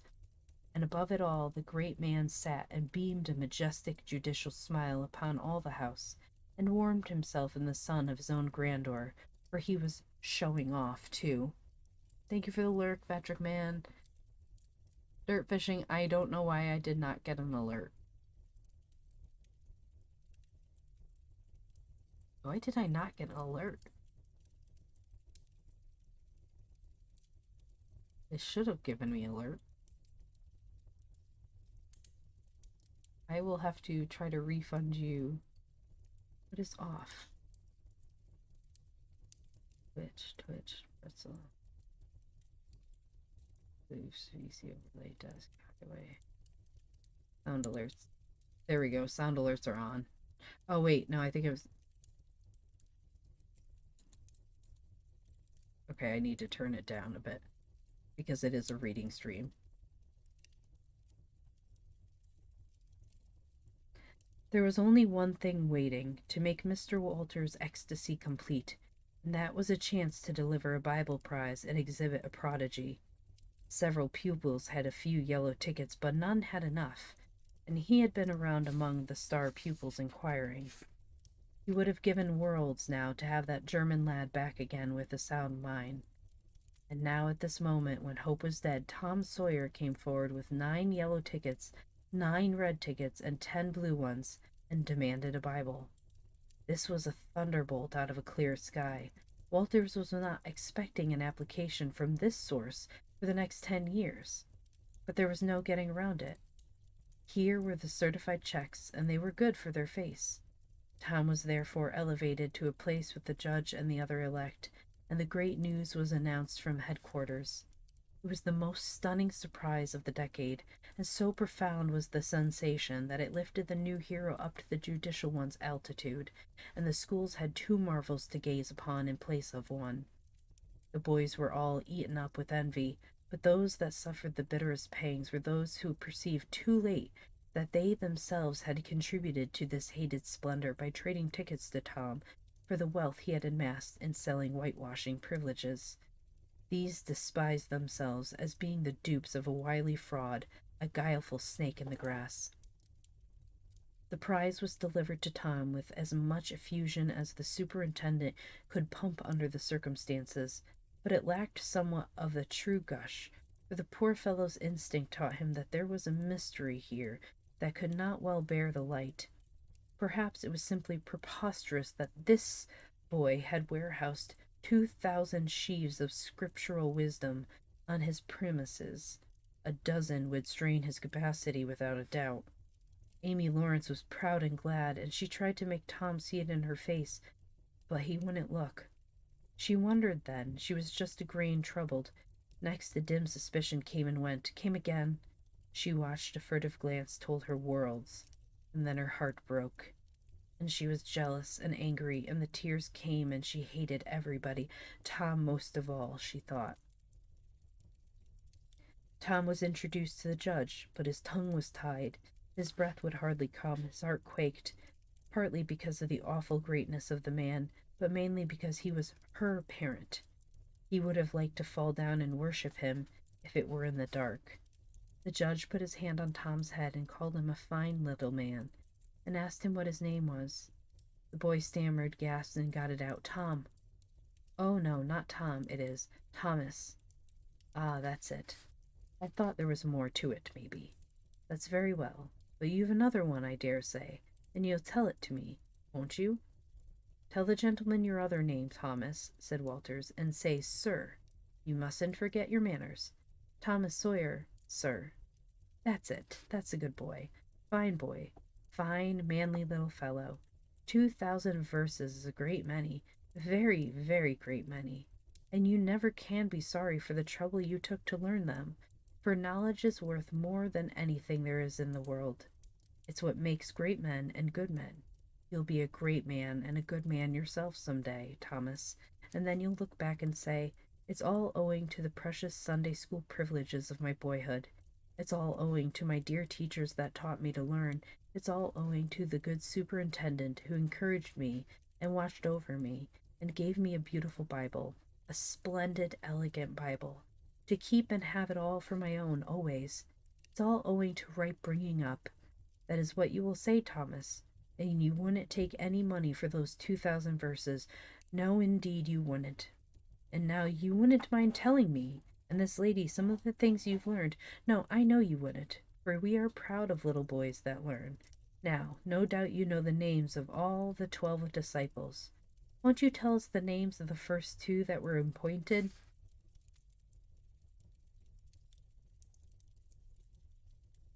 Oh, he's in trouble. Tom was tugging at a buttonhole and looking sheepish.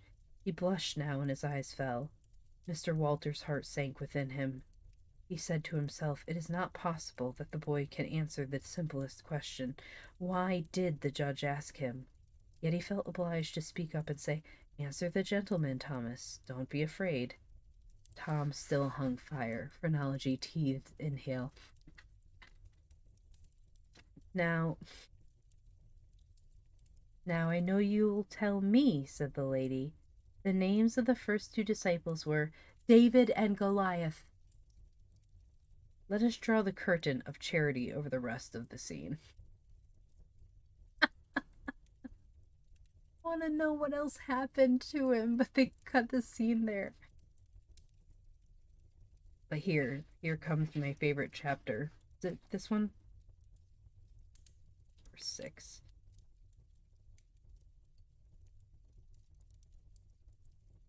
We're 6. What?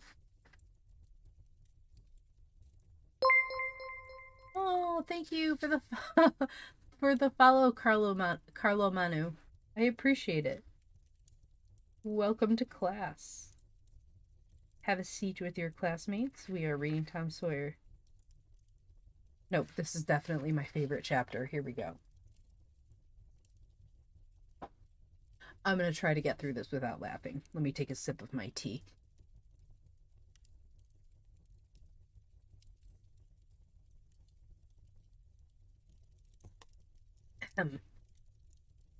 A useful minister in church, the climax. About 10:30, the cracked bell of the small church began to ring, and presently the people began to gather for the morning sermon. The Sunday school children distributed themselves about the house and occupied pews with their parents so as to be under supervision. Aunt Polly came, and Tom and Sid and Mary sat with her, Tom being placed next the aisle in order that he might be as far away from the open window and the seductive outside summer scenes as possible.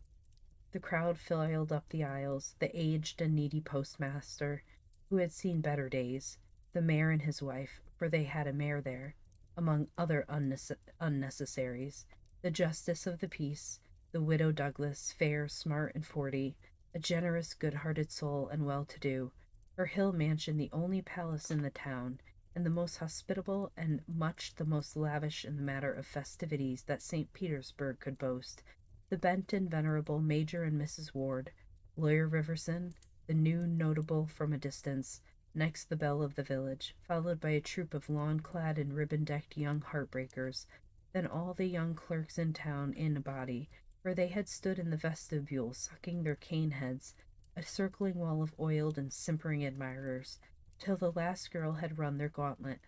And last of all came the model boy, Willie Mufferson, taking as heedful care of his mother as if she were cut glass.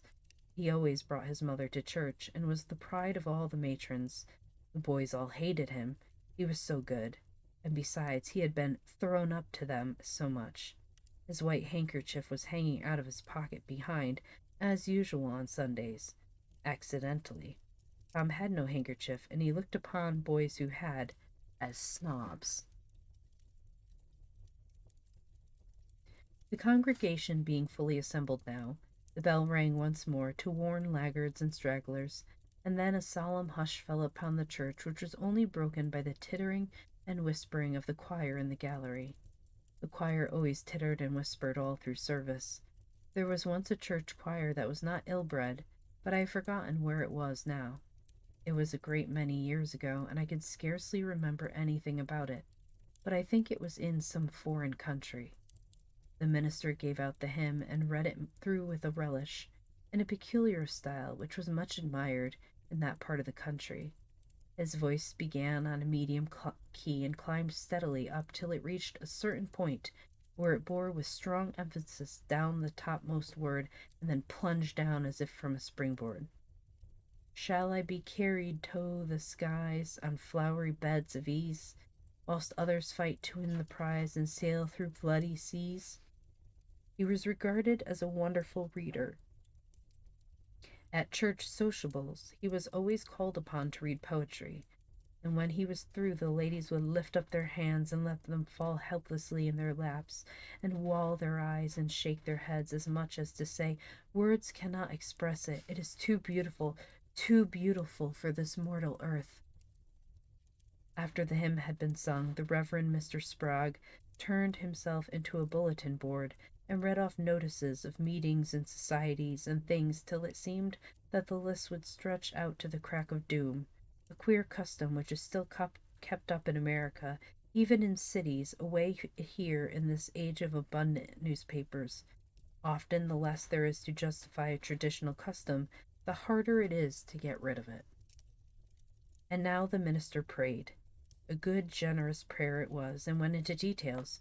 It pleaded for the church and the little children of the church, for the other churches of the village, for the village itself, for the county, for the state officers, for the United States, for the churches of the United States, for Congress, for the President, for the officers of the government, for poor sailors tossed by stormy seas, for the oppressed millions groaning under the heel of European monarchies and Oriental despotisms, for such as have the light and the good tidings, and yet have not eyes to see nor ears to hear withal, for the heathen in the far islands of the sea, enclosed with a supplication that the words he was about to speak might find grace and favor, and be as seed sown in fertile ground, yielding in a time a grateful harvest of good. Amen. There was a rustling of dresses, and the standing congregation sat down. The boy whose history this book relates did not enjoy the prayer, he only endured it, if he even did that much. He was restive all through it. He kept tally of the details of the prayer unconsciously, for he was not listening, but he knew the ground of old, and the clergyman's regular route over it. And when a little trifle of new matter was interlarded, his ear detected it, and his whole nature resented it. He considered additions unfair and scoundrelly. In the midst of the prayer, a fly had lit on the back of the pew in front of him and tortured his spirit by calmly rubbing its hands together, embracing its head with its arms, and polishing with the body, and polishing it so vigorously that it seemed to almost part company with the body, and the slender thread of a neck was exposed to view, scraping its wings with its hind legs and smoothing them to its body as if they had been coat-tails, going through its whole toilet as tranquilly as if it knew it was perfectly safe, as indeed it was, for as sorely as Tom's hands itched to grab for it, they did not dare. He believed his soul would be instantly destroyed if he did such a thing while the prayer was going on. But with the closing sentence, his hand began to curve and steal forward, and the instant that Amen was out, the fly was a prisoner of war. His aunt detected the act and made him let it go. The minister gave out his text and droned along monotonously through an argument that was so prosy that many a head by and by began to nod. And yet it was an argument that dealt in limitless fire and brimstone, and thinned the predestined elect down to a company so small as to be hardly worth the saving. Tom counted the pages of the sermon. After church he always knew how many pages there had been, but he seldom knew anything else about the discourse. However, this time he was really interested for a little while. The minister made a grand and moving picture of the assembling together of the world's hosts at the millennium, when the lion and the lamb should lie down together, and a little child should lead them. But the pathos, the lesson, the moral of the great spectacle were lost upon the boy. He only thought the conspicuousness of the principal character before the onlooking nations. His face lit with the thought, and he said to himself that he wished he could be that child, if it was a tame lion. Now he lapsed into suffering again as the dry argument was resumed. Presently he bethought him of a treasure he had and got it out. It was a large black beetle with formidable jaws, a pinch bug, he called it. It was in a percussion cap box. The first thing the beetle did was to take him by the finger. A natural fillip followed. The beetle went floundering into the aisle and lit on its back, and the hurt finger went into the boy's mouth. The beetle lay there, working its helpless legs, unable to turn over. Tom eyed it and longed for it, but it was safe out of his reach.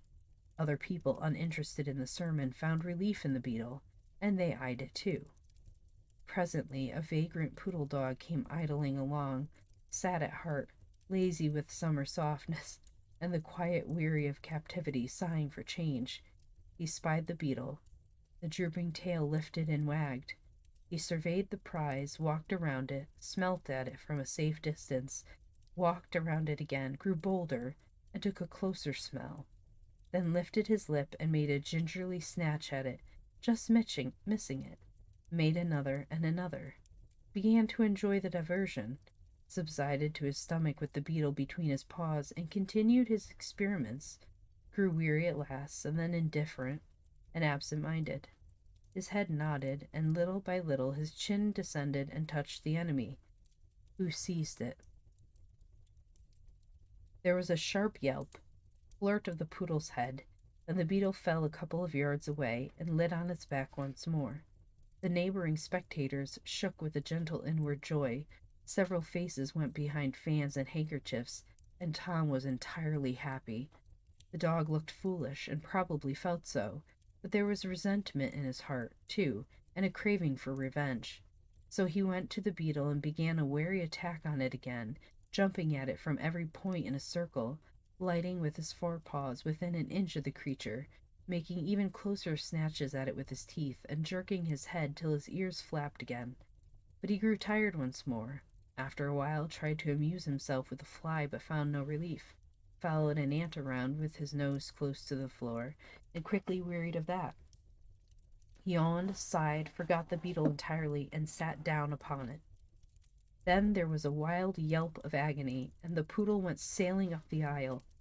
The yelps, the yelps continued, and so did the dog. He crossed the house in front of the altar. He flew down the other aisle. He crossed before the doors. He clambered up the home stretch. His anguish grew with his progress, till presently he was but a woolly comet moving in its orbit with the gleam and the speed of light. At last the frantic sufferer sheered from its course and sprang into its master's lap. He flung it out the window, and the voice of distress quickly thinned away and died in the distance. ADT.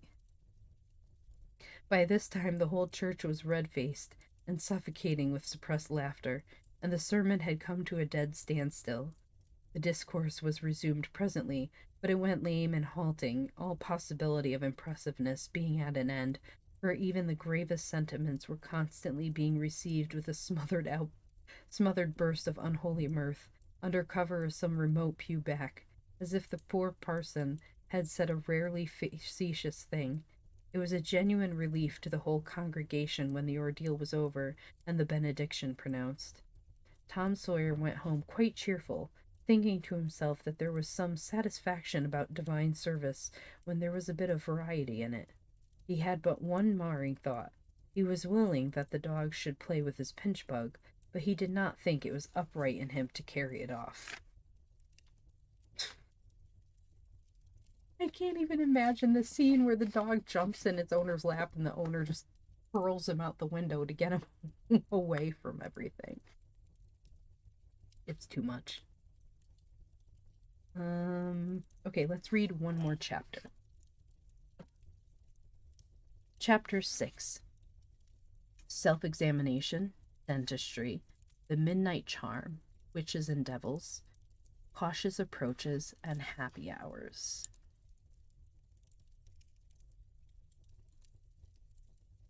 Monday morning found Tom Sawyer miserable. Monday morning always found him so, because it began another week's slow suffering in school. He generally began that day with wishing he had had no intervening holiday, and made the going into captivity and fetters again so much more odious. Tom lay thinking. Presently it occurred to him that he wished he was sick. Then he could stay home from school. There was a vague possibility. He canvassed his system. No ailment was found, and he investigated again. This time he thought he could detect colicky symptoms, and soon began to encourage them with considerable hope. But they soon grew feeble, and presently died wholly away. He reflected further. Suddenly he discovered something. One of his upper front teeth was loose. This was lucky. He was about to groan as a starter, as he called it, when it occurred to him that if he came into court with that argument, his aunt would pull it out, and that would hurt. So he thought he would hold the tooth in reserve for the present, and seek further. Nothing offered for some little time, and then he remembered hearing the doctor tell about a certain thing that laid up a patient for 2 or 3 weeks and threatened to make him lose a finger. So the boy eagerly drew his sore toe from under the sheet and held it up for inspection. But now he did not know the necessary symptoms. However, it seemed well worth while to chance it, so he fell to groaning with considerable spirit. But Sid slept on unconscious. Tom groaned louder and fancied that he began to feel pain in the toe. No result from Sid. Tom was panting with his exertions by this time. He took a rest, and then swelled himself up and fetched a succession of admirable groans. Sid snored on. Welcome, Annie Vet. Tom was aggravated. He said, Sid, Sid, and shook him. This course worked well, and Tom began to groan again. Sid yawned, stretched, then brought himself up on his elbow with a snort and began to stare at Tom. Tom went on growing. Sid said, Tom, say Tom. No response. Here, Tom. Tom, what is the matter, Tom? And he shook him and looked in his face anxiously. Tom moaned out, Oh, don't, Sid, don't joggle me. Why, what's the matter, Tom? I must call Auntie. No, never mind. It'll be over by and by, maybe. Don't call anybody. But I must. Don't groan so, Tom. It's awful. How long have you been this way? Hours. Ouch. Oh, don't stir so. Sid, you'll kill me. Tom, why didn't you wake me sooner? Oh, Tom, don't. It makes my flesh crawl to hear you, Tom. What is the matter? I forgive you everything, Sid. Groan. Everything you've ever done to me when I'm gone. Oh, Tom, you ain't dying, are you? Don't, Tom. Oh, don't. Maybe. I forgive everybody, Sid. Oh, good night, Cannibal. Tell him so, Sid. And Sid, you give my window sash and my cat with one eye to that new girl that's come to town, and tell her. But Sid had snatched, Welcome Crow, had snatched his clothes and gone. Tom was suffering in reality now, so handsomely was his imagination working, and so his groans had gathered quite a genuine tone. Thank you for stopping in, Goomy. I appreciate it. Bye.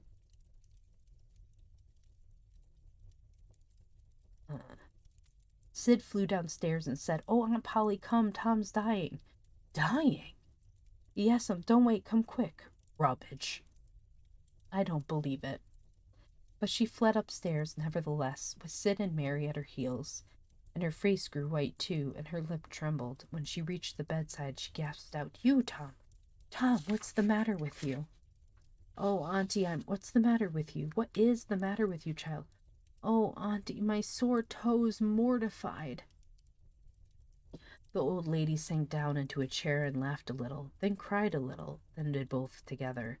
This restored her and said, Tom, what a turn you did give me. Now you shut up that nonsense and climb out of this. The groans ceased and the pain vanished from the toe. The boy felt a little foolish, and he said, Aunt Polly, it seemed mortified, and it hurt so I never minded my tooth at all. Your tooth, indeed? What's the matter with your tooth? One of them's loose, and it aches perfectly awful.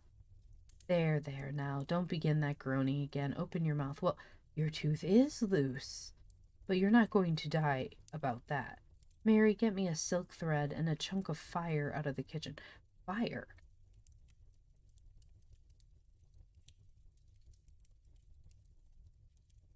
Hell no. Tom said, Oh, please, Auntie, don't pull it out. It don't hurt any more. I wish I may never stir if it does. Please don't, Auntie. I don't want to stay home from school. Welcome. Thank you for the follow, Fair Palacios. Palacios, hello. Thank you for the first time chat. I appreciate it. Welcome to class.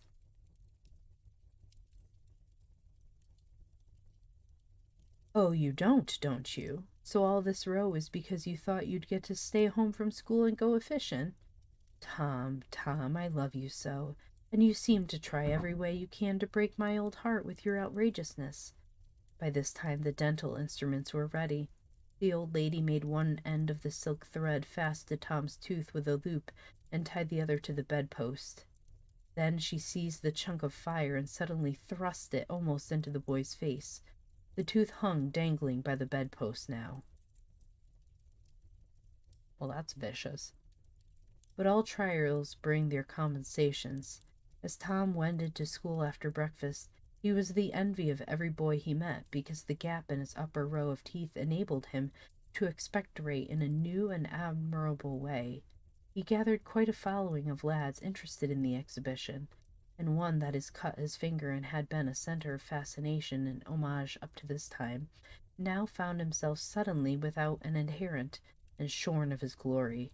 His heart was heavy, and he said with a disdain which he did not feel that it wasn't anything to spit like Tom Sawyer. But another boy said sour grapes, and he wandered away a dismantled hero. Shortly, Tom came upon the juvenile pariah of the village, Huckleberry Finn, son of the town drunkard. Huckleberry was cordially hated and dreaded by all the mothers of the town because he was idle and lawless and vulgar and bad, and because all their children admired him so and delighted in his forbidden society, and wished they dared to be like him. Tom was like the rest of the respectable boys, in that he envied Huckleberry his gaudy outcast condition, and was under strict orders not to play with him. So he played with him every time he got a chance. Huckleberry was always dressed in the cast-off clothes of full-grown men, and they were in perennial bloom and fluttering with rags. His hat was a vast ruin with a wide crescent looped out of its brim. His coat, when he wore one, hung nearly to his heels and had the rearward buttons far down the back. A one suspender supported his trousers. The seat of the trousers bagged low and contained nothing. The fringed legs dragged in the dirt when not rolled up. Shakespearean insult, ada, stand up and stretch, and hydrate. Raven throwing in the points. Hello, Raven. How are you? I love you. Oh my goodness. Hello, Adi, Carrie. It's text. Welcome. Thank you for stopping in. Thank you for the hydrate. I'll double hydrate. Yum.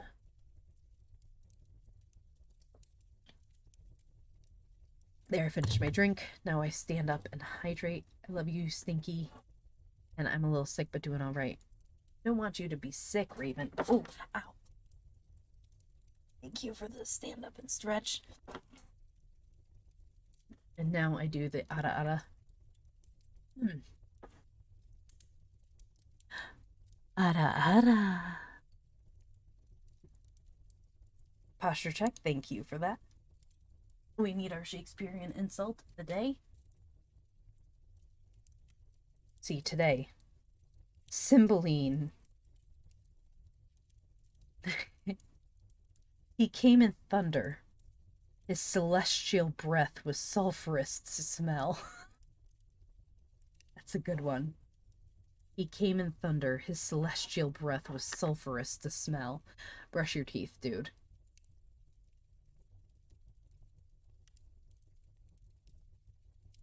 Welcome to class, Addie. Thank you for the attendance. Welcome in.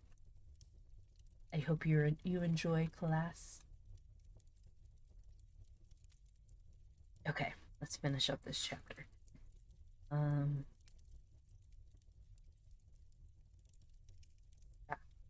Huckleberry came and went at his own free will. He slept on doorsteps in fine weather and in empty hogsheads in wet. He did not have to go to school or to church or call any being master or obey anybody. He could go fishing or swimming when and where he chose, and stay as long as it suited him. Nobody forbade him to fight. He could sit up as late as he pleased.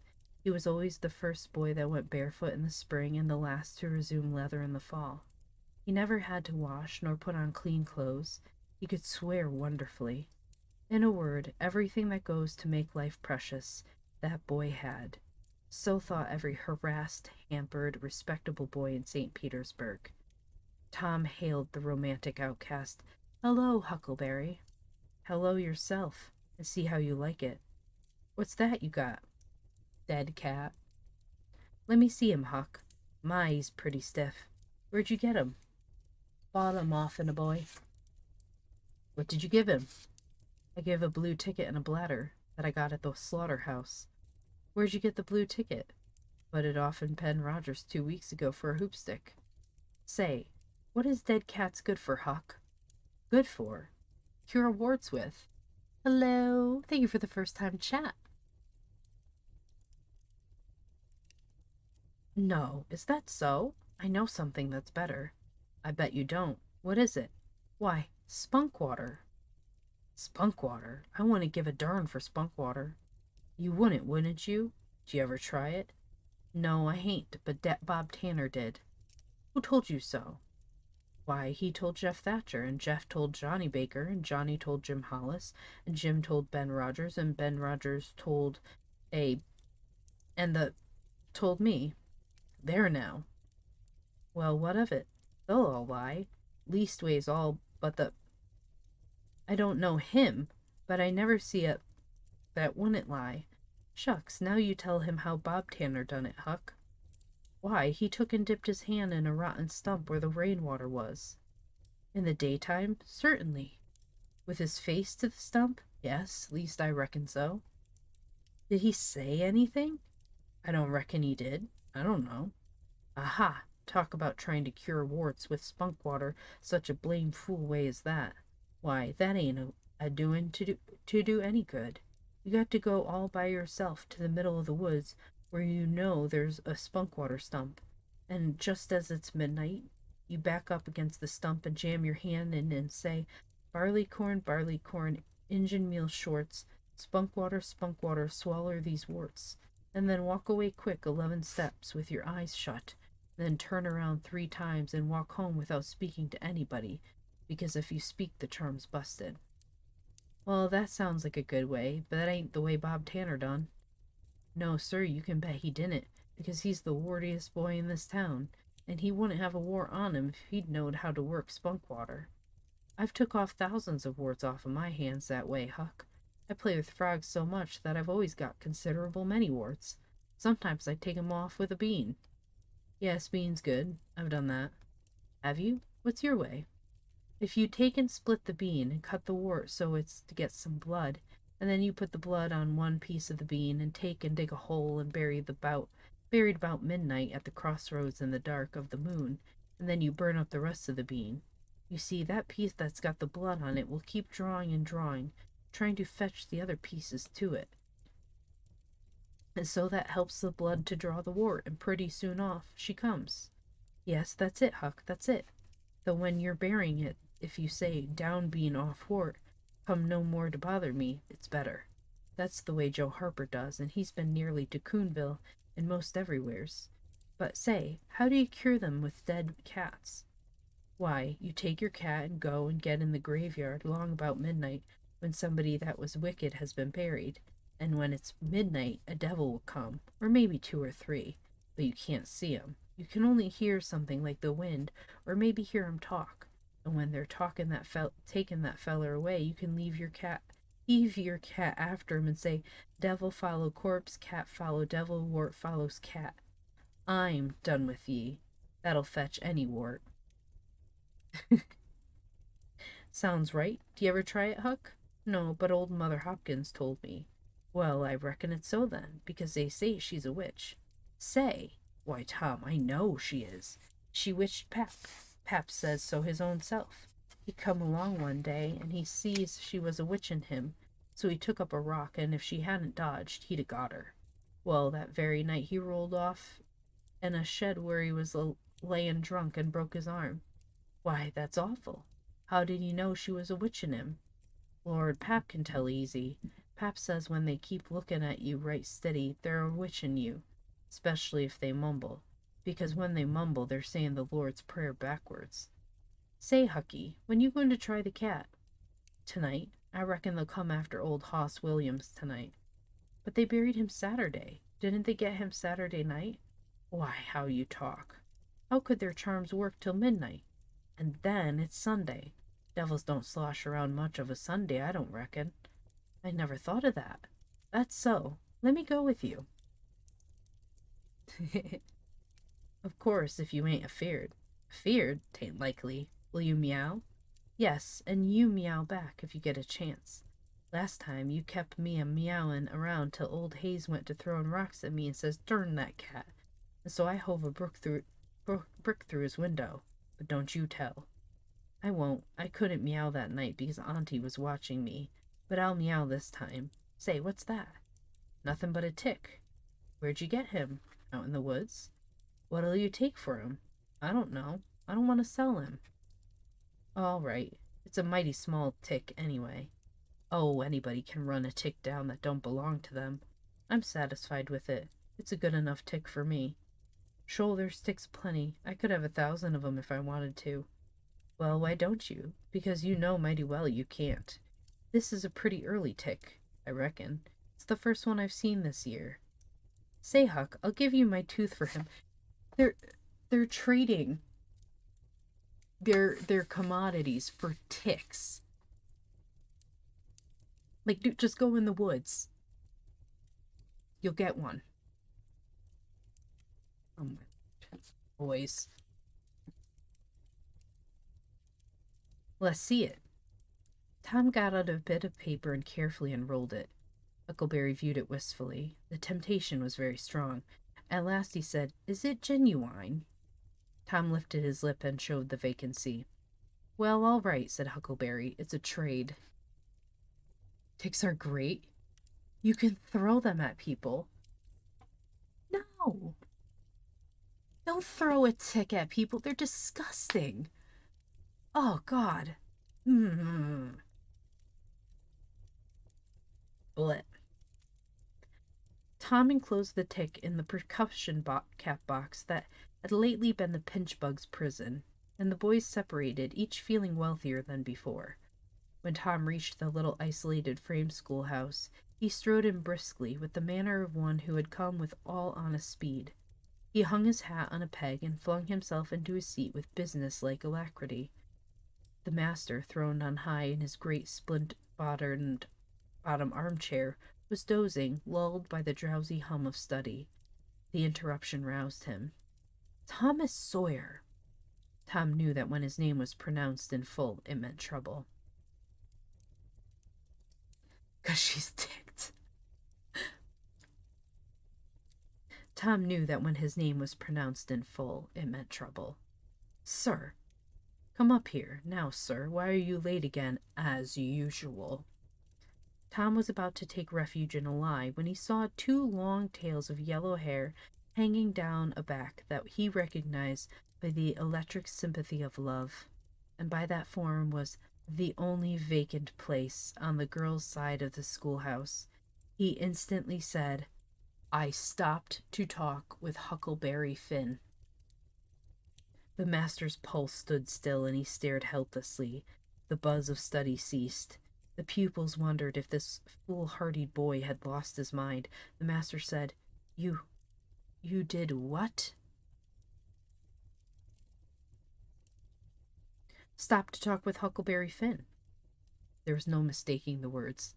"Well, thank you for the stand up and stretch." And the hydrate. Oh my god. Ow. Oh, pop. Pop. Good. Oh. All done with my drink. You did what?" "Stop to talk with Huckleberry Finn." There was no mistaking the words. "Thomas Sawyer, this is the most astounding confession I have ever listened to. No mere ferule will answer for this offense. Take off your jacket." The master's arm performed until it was tired, and the stock of switches notably diminished. Then the order followed. "Now, sir, go and sit with the girls, and let this be a warning to you." The titter that rippled around the room appeared to abash the boy, but in reality that result was caused rather more by his worshipful awe of his unknown idol and the dread pleasure that lay in his high good fortune. He sat down upon the end of the pine bench, and the girl hitched herself away from him with a toss of her head. Nudges and winks and whispers traversed the room, but Tom sat still with his arms upon the long, low desk before him, and seemed to study his book. I know, ew, not the girls.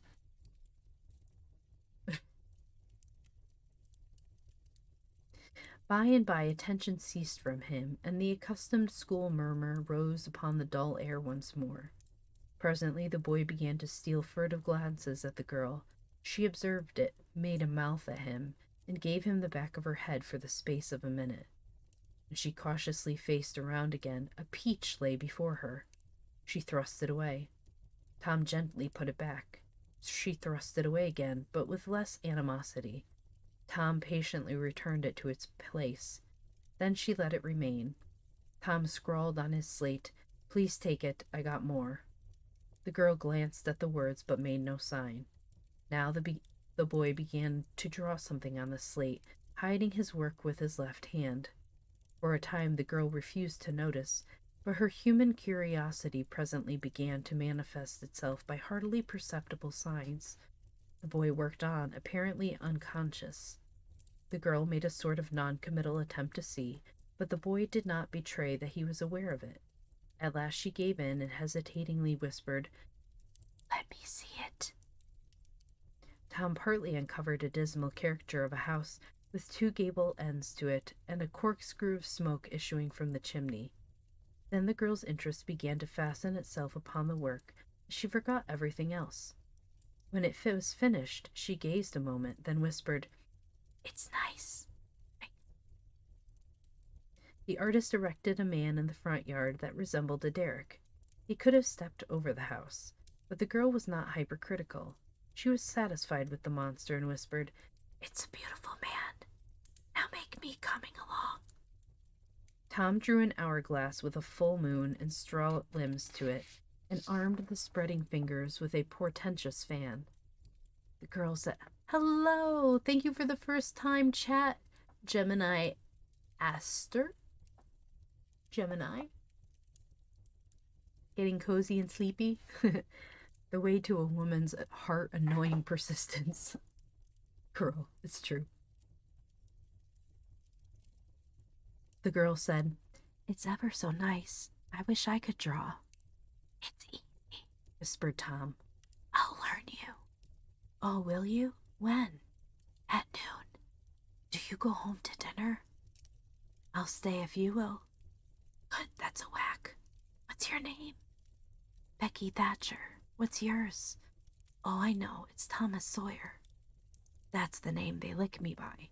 I'm Tom when I'm good. You call me Tom, will you?" "Yes." Now Tom began to scrawl something on the slate, hiding the words from the girl. But she was not backward this time. She begged to see.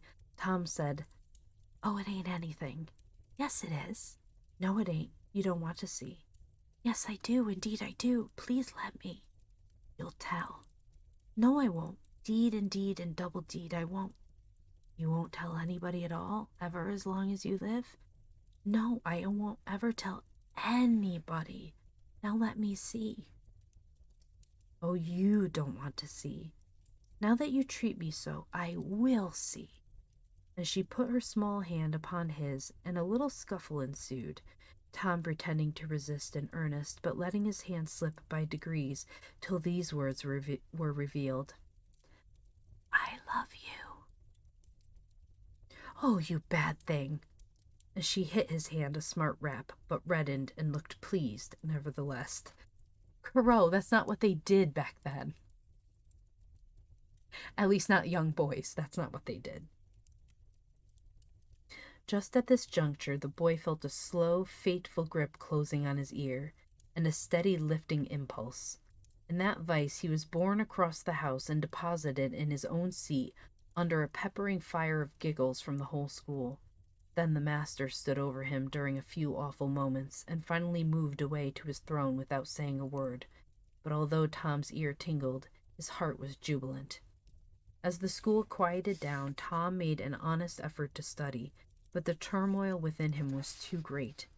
In turn, he took his place in the reading class and made a botch of it, then in the geography class and turned lakes into mountains and mountains into rivers and rivers into continents till chaos was come again, then in the spelling class and got turned down by a succession of mere baby words till he brought up at the foot and yielded up the pewter medal which he had worn with ostentation for months. Apparently he did so poorly he had to give up his medal, all because of Becky Thatcher. All right. We are done with chapter 6. So we finished the first 6 chapters of the book. And if we keep it up at this rate, it will last us just 4 weeks. So, let's see. It's what everyone did all the time since the dawn of time. Well, I know, yes, but he's a little boy and he's in school and he's got a crush on a girl. He's not drawing a dong. He's writing "I love you" on it. Like, oh my god. He just learned her name. Oh, good lord. Okay, let's see. We're gonna end there because it's been 2 hours and we've read 6 chapters, and that was like almost 50 pages, which I think is pretty good. But how's everyone enjoying the book? How many of you read it before and uh, are having fond memories and nostalgia? And how many is this new to? I loved reading this one. I've been having fun.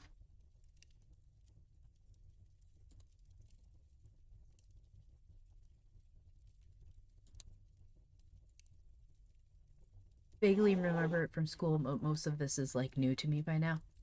Hmm. I have no idea what's happening, but it sounds interesting so far. Ah, okay. It's Tom Sawyer, so it is a classic. And it's about a young boy who basically causes chaos in his boyhood. Um, there's some adventure that comes later on. Few like very dangerous adventures. But it's basically like mostly a typical boyhood, like Naruto. Before, never read it. Oh, that's okay. I'll be reading it Tuesday. Every Tuesday until it's done, because Thursday we're gonna get back to our Oz stories, and our next Oz story is, let's see, um let's see, we read The Road to Oz, so the next one is The Emerald City of Oz. Oh my god, are we really almost done with this? Yeah, we're almost done with this volume. Emerald City of Oz. There's only two more in this volume, and I have volume 3. Oh, thank you for the follow, Gemini. There's only two more in this volume. Ooh, the Emerald City of Oz is a long one. Wait a minute. Holy cow.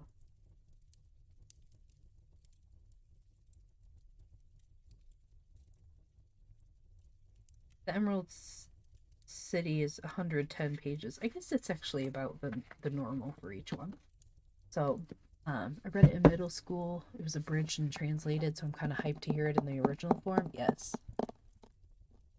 Taps. That's Tuesdays. Ah, yes, if you can, join us on Thursdays, too. We've been reading the Oz series by L. Frank Baum. Tappies. Um, this Thursday, it will be a later stream because my schedule's still, not what it was. So that'll be at 10 o'clock p.m. Central Time. So some of you might be able to see some more. But yes, we are reading unabridged things. I don't like reading abridged.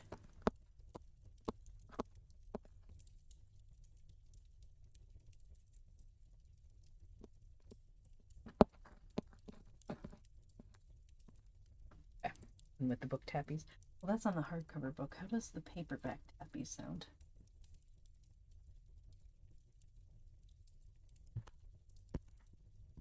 I think it's harder for them to pick up. But yes, so let's see.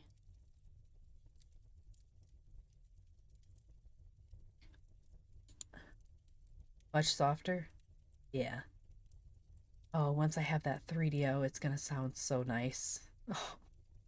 Okay, so I'm very excited because Falcor is streaming right now. For anyone who's new joining after, Falcor is a live streamer. She's not a VTuber. I'm addicted to her streams now. She has such a soothing voice. She also does reading ASMR. Um, I'm so glad we found her too, because she's perfect to read into after a reading stream. Her background is beautiful and soothing, and she's so, so, so nice and sweet. So we're going to go over and give her some love, and let me set that up. Do, do, do, do, do. I'm gonna like always read into her when I have that. Yeah. So, all right. Everyone, thank you for all of the new follows today. I'm so happy that the community is growing. She has a guinea pig with a full body mullet. Oh yeah, I remember her mentioning that one stream. Um, if you are interested, feel free to follow my Discord. We are oh, I didn't set up the new thing. In my Discord we do have book club. I also post links to the books we are reading. Um, and they're free copies because all the books are in the public domain. They are free copies of the book that you can download either to read on your computer or as an ebook, so that you can follow along if you so choose. I forgot to set it up for today, but it is in there, at least for now. And I try to set up the bot to bring that up when you come in. You can type book. So, everyone, thank you for coming in. I hopefully will see you on Thursday. So, bye, everyone.